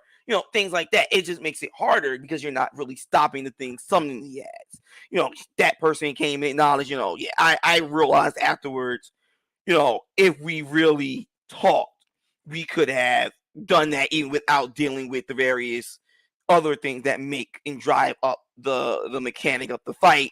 And that, yeah, it would have made it easier if we did it. And this goes into one of the things I talked about before, where this probably would be a good topic for another time, but counterspell, counterspell, or counterspell like effects. One thing that I really was trying to curb from my players, which I've seen in your game as well, that players do, would be like, do I know this is? Well, I mean, I don't know. They'll ask you, the DM, personally, and not really their character. It's like, is this a spell? Is this an X? Wait, what? They don't really make it where their character is trying to figure out, and that happens a lot with them in their counterspell abilities, where someone would do something and like, is this a spell? Is this a spell? And it's like, well, you have a free Arcana check to figure that out, or in the case when in your game, when you did something that I thought was a spell, I just counterspell. And you told me it's not a spell. It's like, okay. You told me it failed. It's not a spell. It's like, okay, I tried. I wasted it, but I tried. I learned. Now, a lot of them weren't spells. I just gave up. But, I learned. And it was times where things that I had from them were spells, but because I didn't give them the straightforward answer of, yes, it's a spell, they just don't bother doing the counter spelling. And it was kind of just like, well, you have a way to check if that's a spell or not. But you have to make it where you're really having your character think about it. You're not asking the DM for the answer. I can't answer that for you. And it was just something that I really tried to curb. And it's like, it's a reason why I gave them a free skill check. There's something me and my cousin was talking about where he understood it as well, and also this player earlier today, where it was just like, the reason I gave you all a free spell check is so you guys don't feel like you have to waste your turn to figure something out. It's so you don't have to choose between figuring out what this is or doing this inspection and casting fireball. You know what I mean? And worst case scenario, you whiff on your skill check.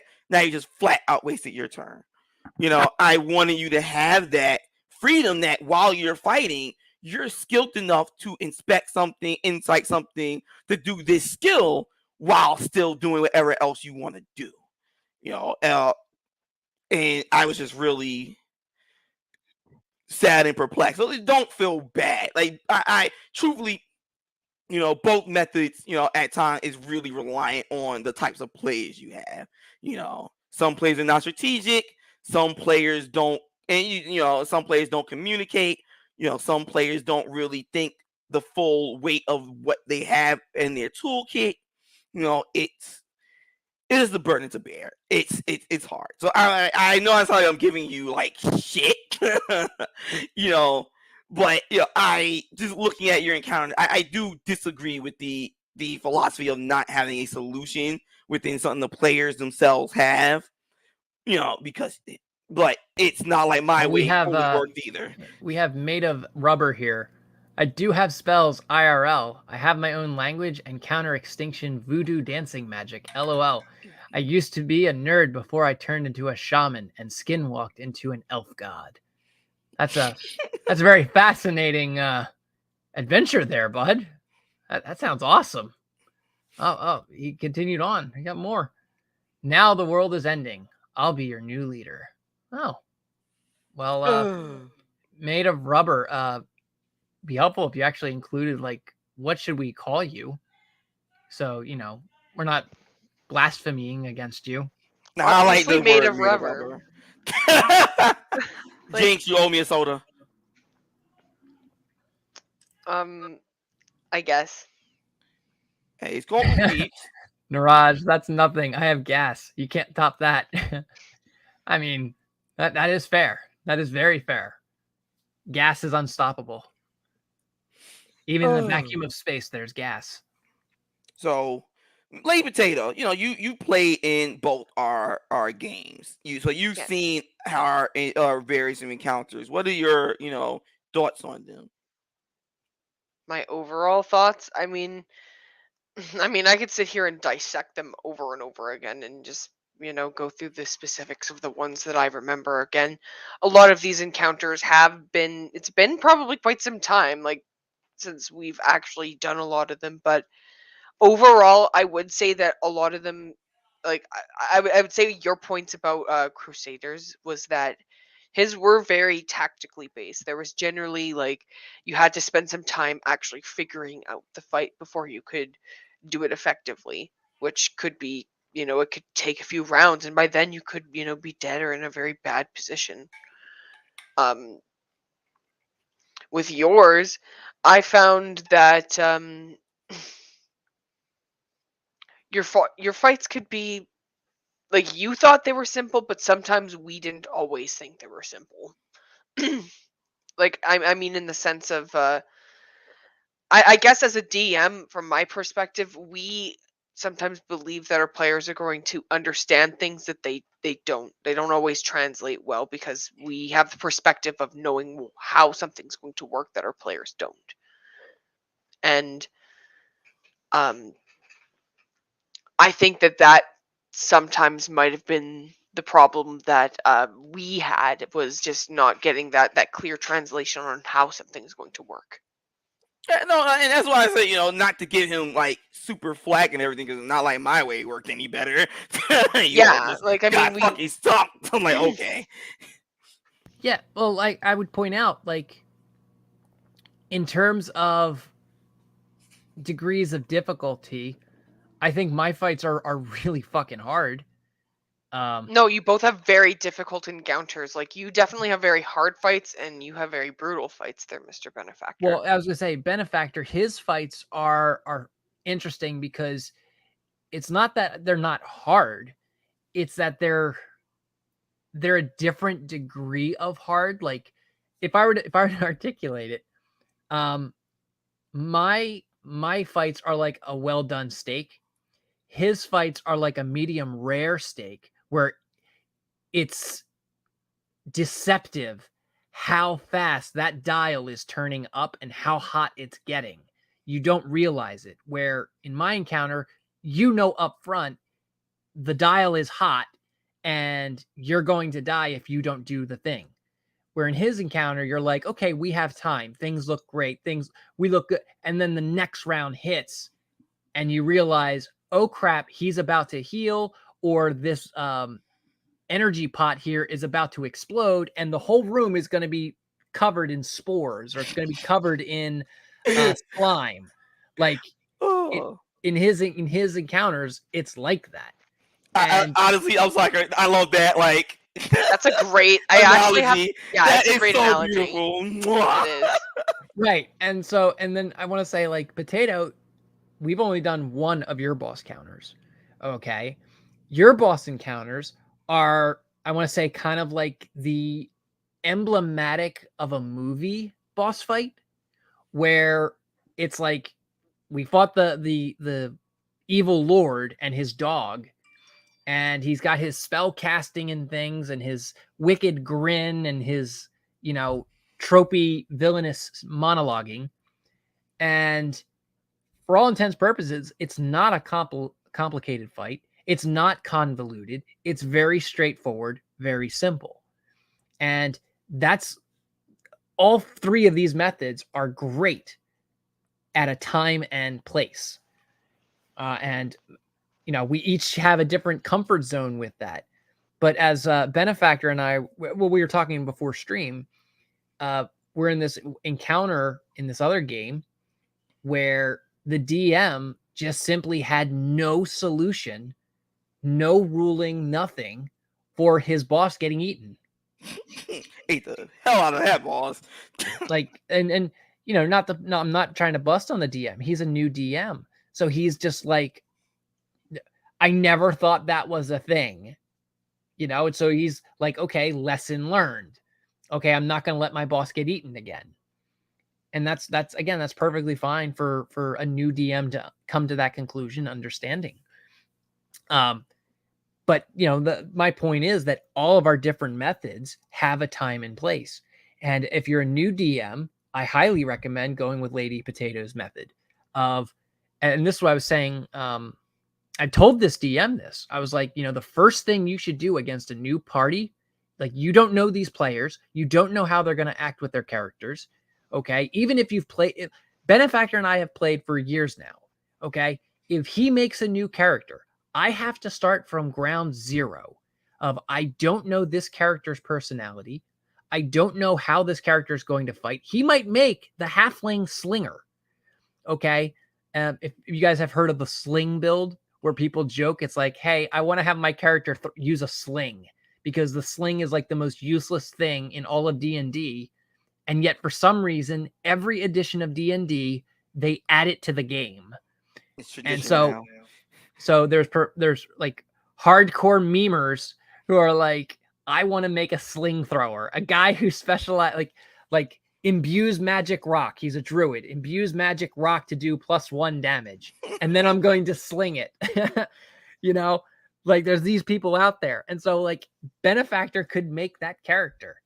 And I can't assume that this is his paladin that's just the overpowered tank guy who's tank damage healer. I can't assume that. I have to just say, okay, this character isn't going to go for the min-max. He's not going to go for the most optimal way to do things. He might have this sling, and he might decide, you know what? I have a better advantage if I hop on that high rock over there, and I'm going to attack from that giant rock. So he spends his first action, instead of attacking, he spends his first action climbing a rock because he's a halfling. You don't know. You don't know what your players are going to do. So you send at them an easy encounter, a very straightforward, evil, wicked wizard twirling his mustache. He's got his pet dog, and the dog is very obviously in your face. The dog is going to rip your team apart.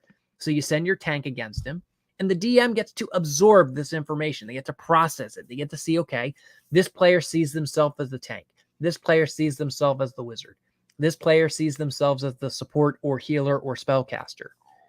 And you as the DM begin to see how the group dynamics are unfolding as the players themselves are discovering how these group dynamics unfold. You also get to gauge their power too, just to understand, like, for example, you guys absolutely wiped that wizard and the dogs, like what you were saying before, like how it was a pathetic, like the dog that could have like easily one-shotted you just based on like how much damage you saw that it could have done. And sometimes it just doesn't work out. And I would Yeah. like to reiterate, they wiped out that wizard. I sat there tank with a dog.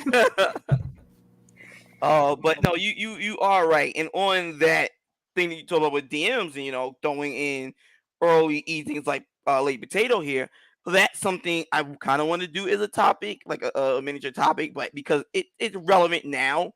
This one I talked with my cousin again and everything with, because he's also a DM who would like to guest one day. I'll probably talk to him. Maybe we do it next week.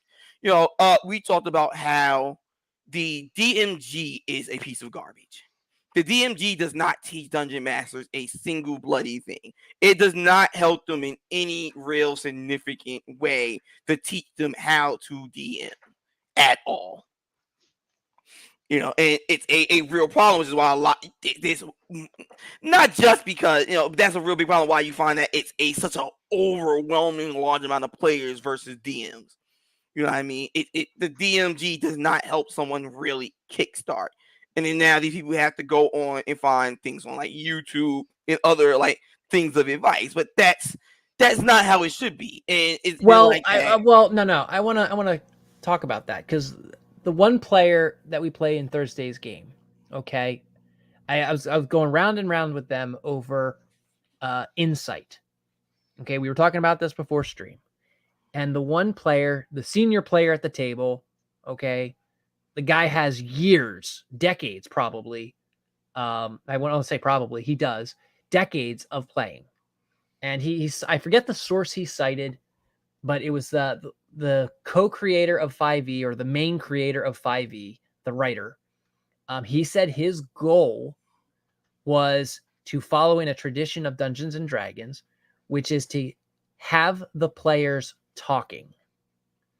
So if the dungeon master or the monster manual doesn't necessarily help you run a game, it does help facilitate talking. It does help facilitate a discussion and a conversation about the game and how to run a campaign, or how to do an encounter like we're having right now.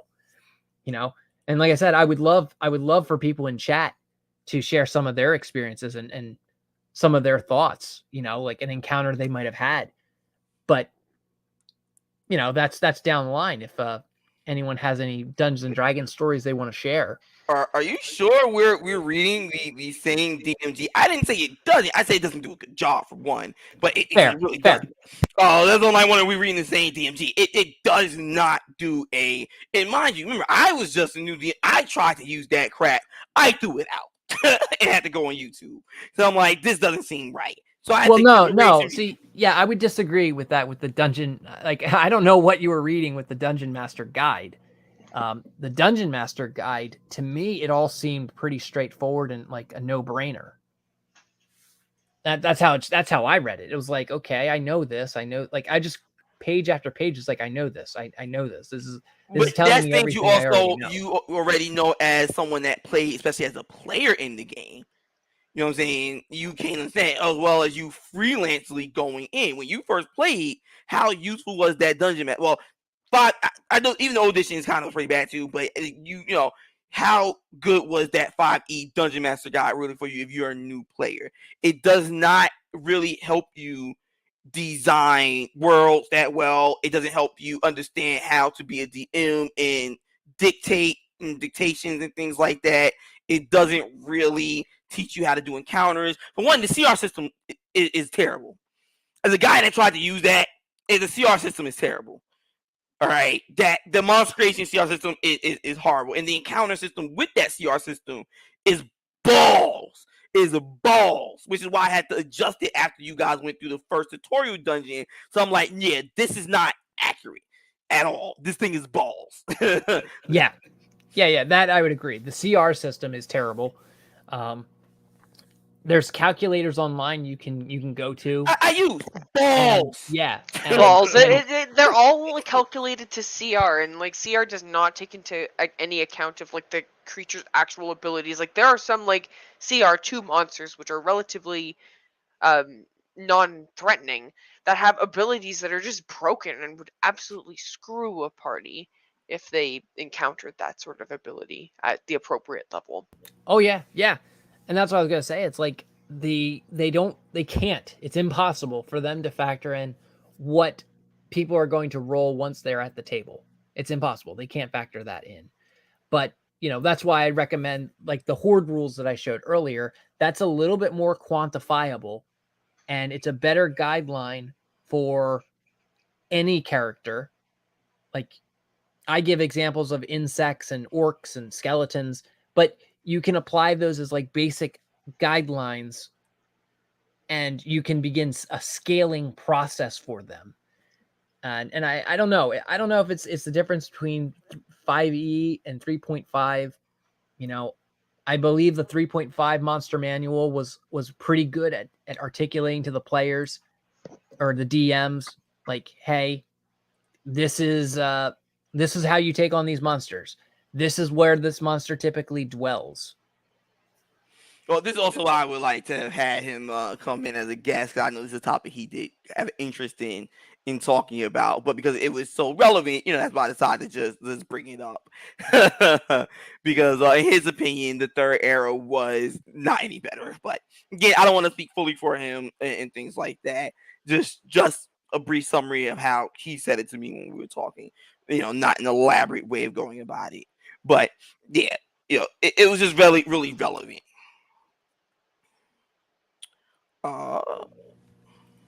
Yeah, like I look at it like the different monster encounters. They're monsters unto themselves are a subset of gaming systems, which it's today's topic is gaming systems. And you want to work with some basic level monsters so that you can find out where the players stand. You can find out how to deal with the players, how the players are going to react. And you're not going to be able to predict it all the time, but you can get an idea. You can maneuver some of these tricks. You can use some of these tricks we're talking about to sample the players, push the players, prepare the players, let them know, hey, did you know? And I'm waiting for this one. I'm waiting to use this one. Have you guys ever heard of what a shadow dragon's breath does? Lady Potato, Benefactor? Which era is Shadow Dragon? Because I think 5e. it's different, and the lore is a little bit different as well. Well, this is, I want to say, it's probably 2nd edition, but I'm pretty sure it's also in 3rd edition. What a shadow dragon's fire breath does? Do you guys know? No. I believe it is acid or necrotic, depending. I can't remember. Like I said about the edition, can't remember too well. Based on that tone, I feel like that's not the answer. Yeah, it's not. What a shadow dragon's breath does, if I'm recalling correctly, is it reduces a player's level by 1. Oh, the real old school. Well, that's what we probably how undead originally worked. Yes, undead. I know for a fact did that. They would reduce your stats on your level hard, and it's just like they're not meant to be. That's a battle of attrition. That's a serious battle of attrition, and I can't wait to put that on my players. Nope. Like, would you do that like as a temporary or a permanent thing? It's circumstantial. It depends on like when I feel that's appropriate to deploy. Like if you guys could have in the End Times campaign, I would have had Ringsworn. He would have done that. He would have really seriously bent you guys over. Now, would that be like a thing that you would do in, we would have like, to come up with ways of how we gain our stats back? Or would it be like we have to spend our ability points when we level up to gain these stats back? What would be your approach to it? I do it as a give and take, personally. That's how I view it. It's a give and take. It's like, okay, I gave you X amount of levels. You managed to level to 12, and I didn't do anything really to take that away from you. I've given you items. I've given you XP. I've given you NPC contacts. Now we're going to get to a stage where I'm going to try and take something from you, and you can decide how much of that I'm going to take away versus how much of that you can stop me from taking. Well, you already did that to me with something I was going to chime in, and I had a quest to go find someone I know to help remove that because you wouldn't let a spell do it. So I'm fine with it when it comes to stats and abilities. Like the stats, I mean, it's almost ability, but the stats and everything. I'm not a real fan of with the level part because that tends to get a little convoluted, and you got to go backtrack, and then you lose things with the level, and you got to remove that. There's a lot of back. But when it comes to like your ability score stats and everything, I'm perfectly fine with it. Remember, you tanked my constitution. I had to eat sausages every day to re-up my constitution, so I don't have to really keep adjusting my HP constantly. And I had to go find someone back in my elf city town place that can help me remove it because you wouldn't allow Greater Restoration to remove it, which I was kind of upset about. So, like, Greater Restoration literally allows you to remove it. Why are you doing this to me? Like, why are you doing this to me? Like, it was one of the things was like, whatever, I don't care. I already know how to work around this anyway, which it didn't make an overall dent in my gameplay. Like, I'm just eating sausages to re-up my stats temporarily for the day and just do this every fucking day until I get it solved. Like, and I don't have to deal with it no more. So it didn't come into a major, like, crippling play. But I'm perfectly fine with those. The level one, like I said, I don't really like it. Gets too complicated. Even in my game, I actually had something like that where it would affect your stats, even, temporarily for the most part. But I like because that's something that I love from Pathfinder was that you can literally just fuck with the player stats. You just literally just fuck curse, but literally just completely destroyed it. When you mess with a player's stats, that's how you hurt their feelings. Like that's how you dig deep, which is a great DM tool. Psychological damage. No, but in seriousness, um, it is definitely one that will. Emotional damage. Using those types of techniques, you have to be very careful because like some players will take that personally. Oh, they So can. be wary. Absolutely. They can. And that's where that's something I wouldn't necessarily telegraph to the players. I wouldn't necessarily telegraph that. But I would give them some hints that, hey, you're up against something that can be very, very nasty. And I tried doing that with my players with Dirge in my Star Wars game. I was telling them, like, do not underestimate Dirge. And that's an instance, like when they fought Dirge, I'm pretty sure some of them thought it was pretty easy. They're like, oh yeah, this wasn't a hard fight at all. But like up until actually fighting the character and fighting his guards, all right, these were guys that had like a lot of HP. They had to do overkill damage to actually knock them out. And they also rolled terribly. The rolls weren't in the favor of the DM at that point. So that helped sway the players, and they get an ego boost from that. They're like, all right, we knocked out this boss, like this really hardcore, badass boss. We knocked him out. We're real hot shit. And they slide under the radar. They ignore that the DM rolled terribly. And if the DM rolled excellently, you guys would be in a hellish nightmare. Oh, yeah. No, yeah, I get that. It's lovely and painful at times. So it's almost time to eat dinner and everything, but I do have one more thing I want to bring up. This one is particularly aimed at Jack, but if Lady Potato wants to answer this, it could be from her perspective as a player, and it could be from both of our games and not just one. But first and foremost, what boss encounter you wish you made differently and felt needed improvement? What boss encounter I felt needed improvement? You wish you made differently and felt needed improvement. That's probably an end times question. No, actually. No, I actually have one. The very first, well, actually I have a few. I have a few that I actually feel need improvement. But I would say the very first boss would be the Alpha T-Rex in my first fair game. If you remember, you thought it was stupid that the town had this barrier stopping a T-Rex from destroying it. That was the very first boss fight that I had planned for the players, and no one got to experience it. They didn't even get to experience that boss fight. And that was a basic bitch boss fight. It was just, hey, T-Rex, fight T-Rex, don't die. That was it. It was that simple. Yes, my character thought it was stupid. He's like, that's stupid. This is stupid. You mean I'm trapped in here with these guys? Oh my god, let me out. Okay, so for you it was the T-Rex.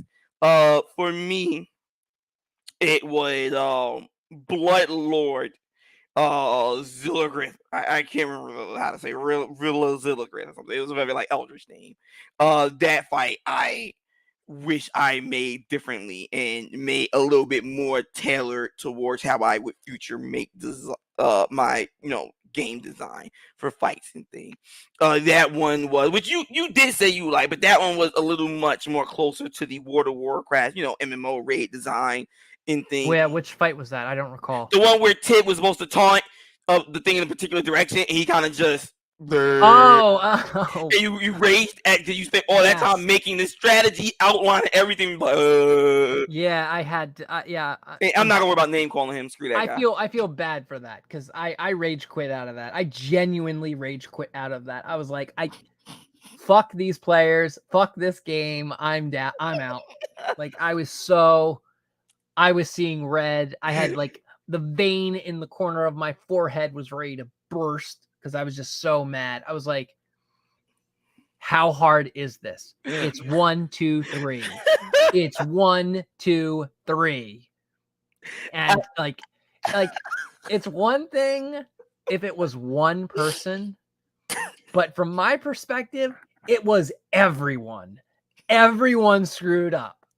And even myself, because I just for some reason was so incompetent. I couldn't articulate to everyone at the table what we were supposed to do. And to my perspective, I'm like the biggest failure at that in that entire fight because it's so simple, and yet we failed it. We were the meme. You have a bowl, you have cereal, you have milk, you put them together, you catch fire. Okay, like that's how it looked to me. It was like there is no reason any of this should have failed. But for some reason, we're all just complete failures. Yeah, well, one, I can't be mad at you for raging. All right, I've been in your games. You know, I rage. I'll rage at players, especially when they do something that just like my brain cannot boggle just imagine what neurons went off in your brain to do stuff like this or to come up with something like, so we raised one play I literally yelled at because like, how can you not follow simple direction of all of us dashing in? So you already know. That's why I was not mad at you. But that fight really cemented how I'm going to change the design for my bosses going forward, and stuff like that. I was like, this. I saw a minute there. This is not going to work. So that was one of the boss encounters that I was just like, this was an absolute travesty, and I can't have the other bosses going forward like this. Yeah, I'm remembering. I barely remember the guy in the garden. Barely remember him. That was the one wizard guy from your previous campaign. No. That was I don't want to drop the player's name, but that was his character that died early on, and his familiar turned to a full dragon. Yeah, like I said, I don't even remember that encounter. I remember I don't remember that much, but I sort of remember the Viking dude. I remember like there were crevices in the room and like platforms we could have jumped on and ran around and staircases. We didn't do any of that. We just basically tank and spanked it. And the one guy, he kept like, I think ducking out of a corner. It might have been, no, my character was Constantine. He was dipping his head out or poking his head out, firing a blast, then ducking behind cover again.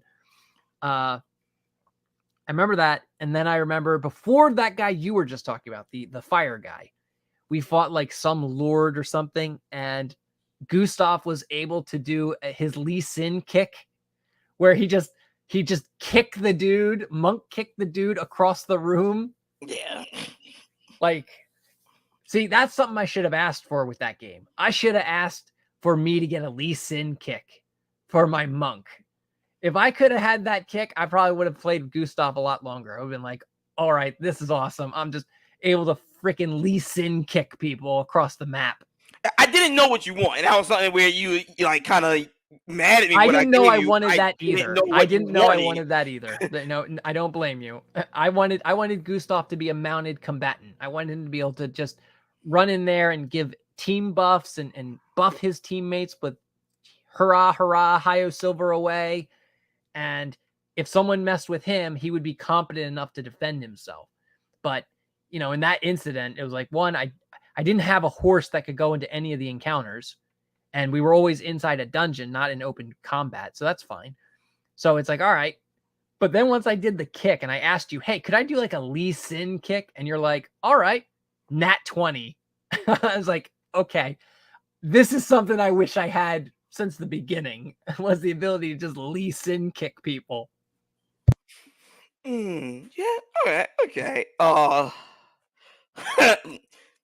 Like I would have loved that. I would have loved that to be able to do the Lee Sin dash, like jump to my ally, give him a little temporary health.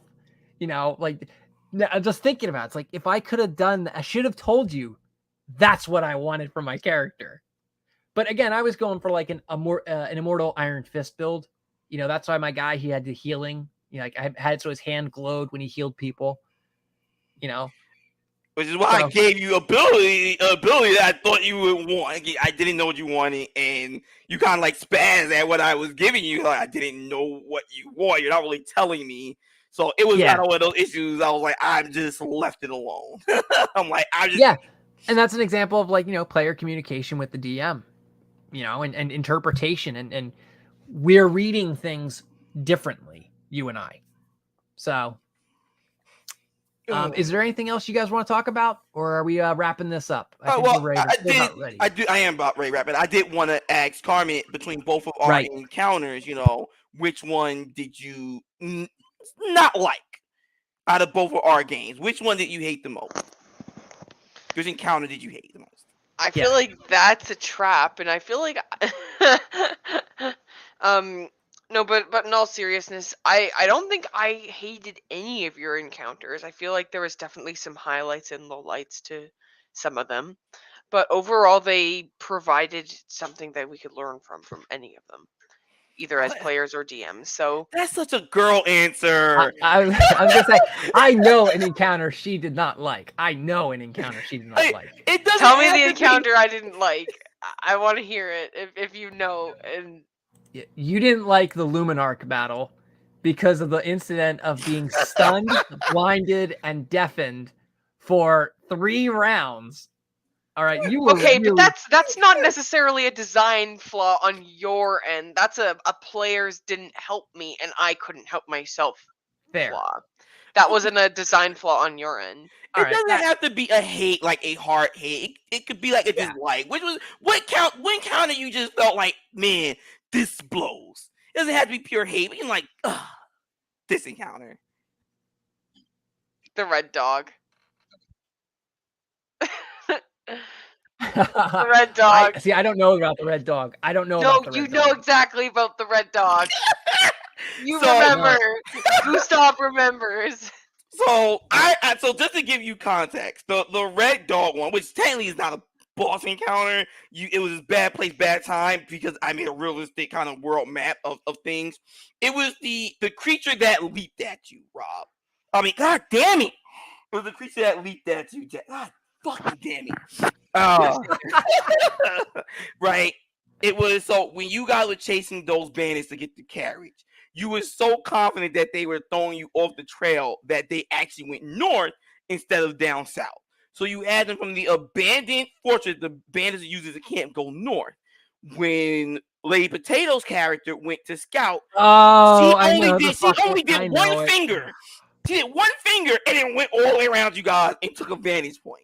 So you're thinking one bandit, it'll be easy, and then stepped right out in the middle. No, I was trying to be like, guys, hide. Yeah. But yeah. Yeah. Once you said that, I was like, oh. Yeah. Oh. Yeah. Yeah. No, to me, that fight. That fight was hilarious, ridiculous, but I don't hate that fight. To me, yeah, it was. Yeah, I more or less just brought it up because I wanted to bring it up. Yeah, to me, the fight if I were to say I hated a fight from his game, it would have been that dragon and the guy from the other campaign. Okay. Same campaign. You say other campaign. It was literally it was Z's. It was Z's character that died on the door. Listen, I'm not wrong. Was he or was he not from the other campaign? The answer is yes. So he's from the other campaign. All right. And I'm just saying, all right, this guy, this motherfucker, okay, I do not like his fight. I thought it was stupid. And I was like, I want to forget this even happened because I'm traumatized and this is just dumb. Like, just no. I don't care about this guy. He's childish. He's stupid. I want nothing. I hate him. I don't want anything to do with him. And he's so prickishly annoying. I wanted nothing. I wanted to get out of there as soon as possible. You could tell during that time. It's like, all right, these guys are in the portal, and you gotta wait. And this guy's like, so, do you have any questions? Do you want to talk to me? Oh, okay, you are talking about Caleb, but that wasn't with the dragon. That's what I'm throwing off. That was with the Yeah, I portal. thought the dragon came later. I thought the dragon came No, later. the dragon came, was it before? You're talking about the trim encounter. I'm just saying the name. You talking about the trim encounter? It was in the garden. We had to go up the garden, and then we encountered him, and he's on his throne acting like a snobbish douchebag. But that's not the portal one with you and the other player had to go through the portal to save NPC. That was the Caleb social encounter. I don't know. You're mixing them in. I know you're mixing them in. I hate that character. I hate him with a passion. I'm pretty sure you're mostly thinking of Caleb, but you're just stuck on the location being the garden thing. But no, because you're thinking of the Caleb encounter where it's based off a player that was in the game's previous character, and that person in the game started arguing with pretty much was himself, and he started getting them all killed while you and the other player was in the portal. Yes, yeah, I remember that. Yeah. Actually, yeah, that fight actually wasn't so bad because me and Gilliam we had portal duty. We were going into the portal and we had to fight like mirrors of ourselves or mirrors or something. I don't remember, but that was actually pretty good. That's like I actually had that as a great memory. Now that I'm remembering it, that's a great memory of me and Gilliam kicking some ass. What you're upset about was before you guys went to the portal, and I was playing as the character. Yes, I lost my patience with that. That's what happened. But you also liked me because you know the portal. But you also liked me because you know I was playing that person correctly. You're like, I hate him, but you know this is exactly how this person is. Yeah, and that person in the game was there, literally was pretty much arguing with himself. The guy was so killed by himself, and I'm like, this is literally how your character acts. And you're gonna act like that with your same character. Congratulations. Yes. Yeah. He was literally arguing with his former character. Okay. That's great. We're really running. Let me go get my food before it gets cold. All right. Let's go around the horn. Lady Potato, where can people find you? Oh, wait a minute. We had Plasma Gigas here. DM, do you want to dodge? Yes, a very classic. Well, I will dodge that question you just answered me because I am found nowhere currently. I am a ghost on social media. However, I'm pretty sure that there are a few links you can find the Benefactor. And my cat's trying to eat my microphone. Yeah, my cats are ready to start yelling at me. I hear you. Oh, you can find me, your friendly neighborhood benefactor, as ChaosRyzen on YouTube and on Twitch. Nothing's up yet, but trust me, as your friend, they will be. Night. And I'm Crusader Jackaran. This is my YouTube channel. Thank you for being here with us, guys. Thank you for listening, and I appreciate chat. You guys are awesome. Made of Rubber, Niraj, Plasma Gigas. I appreciate you guys. And hopefully next week, Thursday, we plan on doing this again. We might have a guest or two on. So I hope you guys will join us then. So you guys have a good day and enjoy your Christmas. Have a Merry Christmas, guys. Happy New Year as well. And happy Kwanzaa for you black people out there like me. Solidarity, my brothers.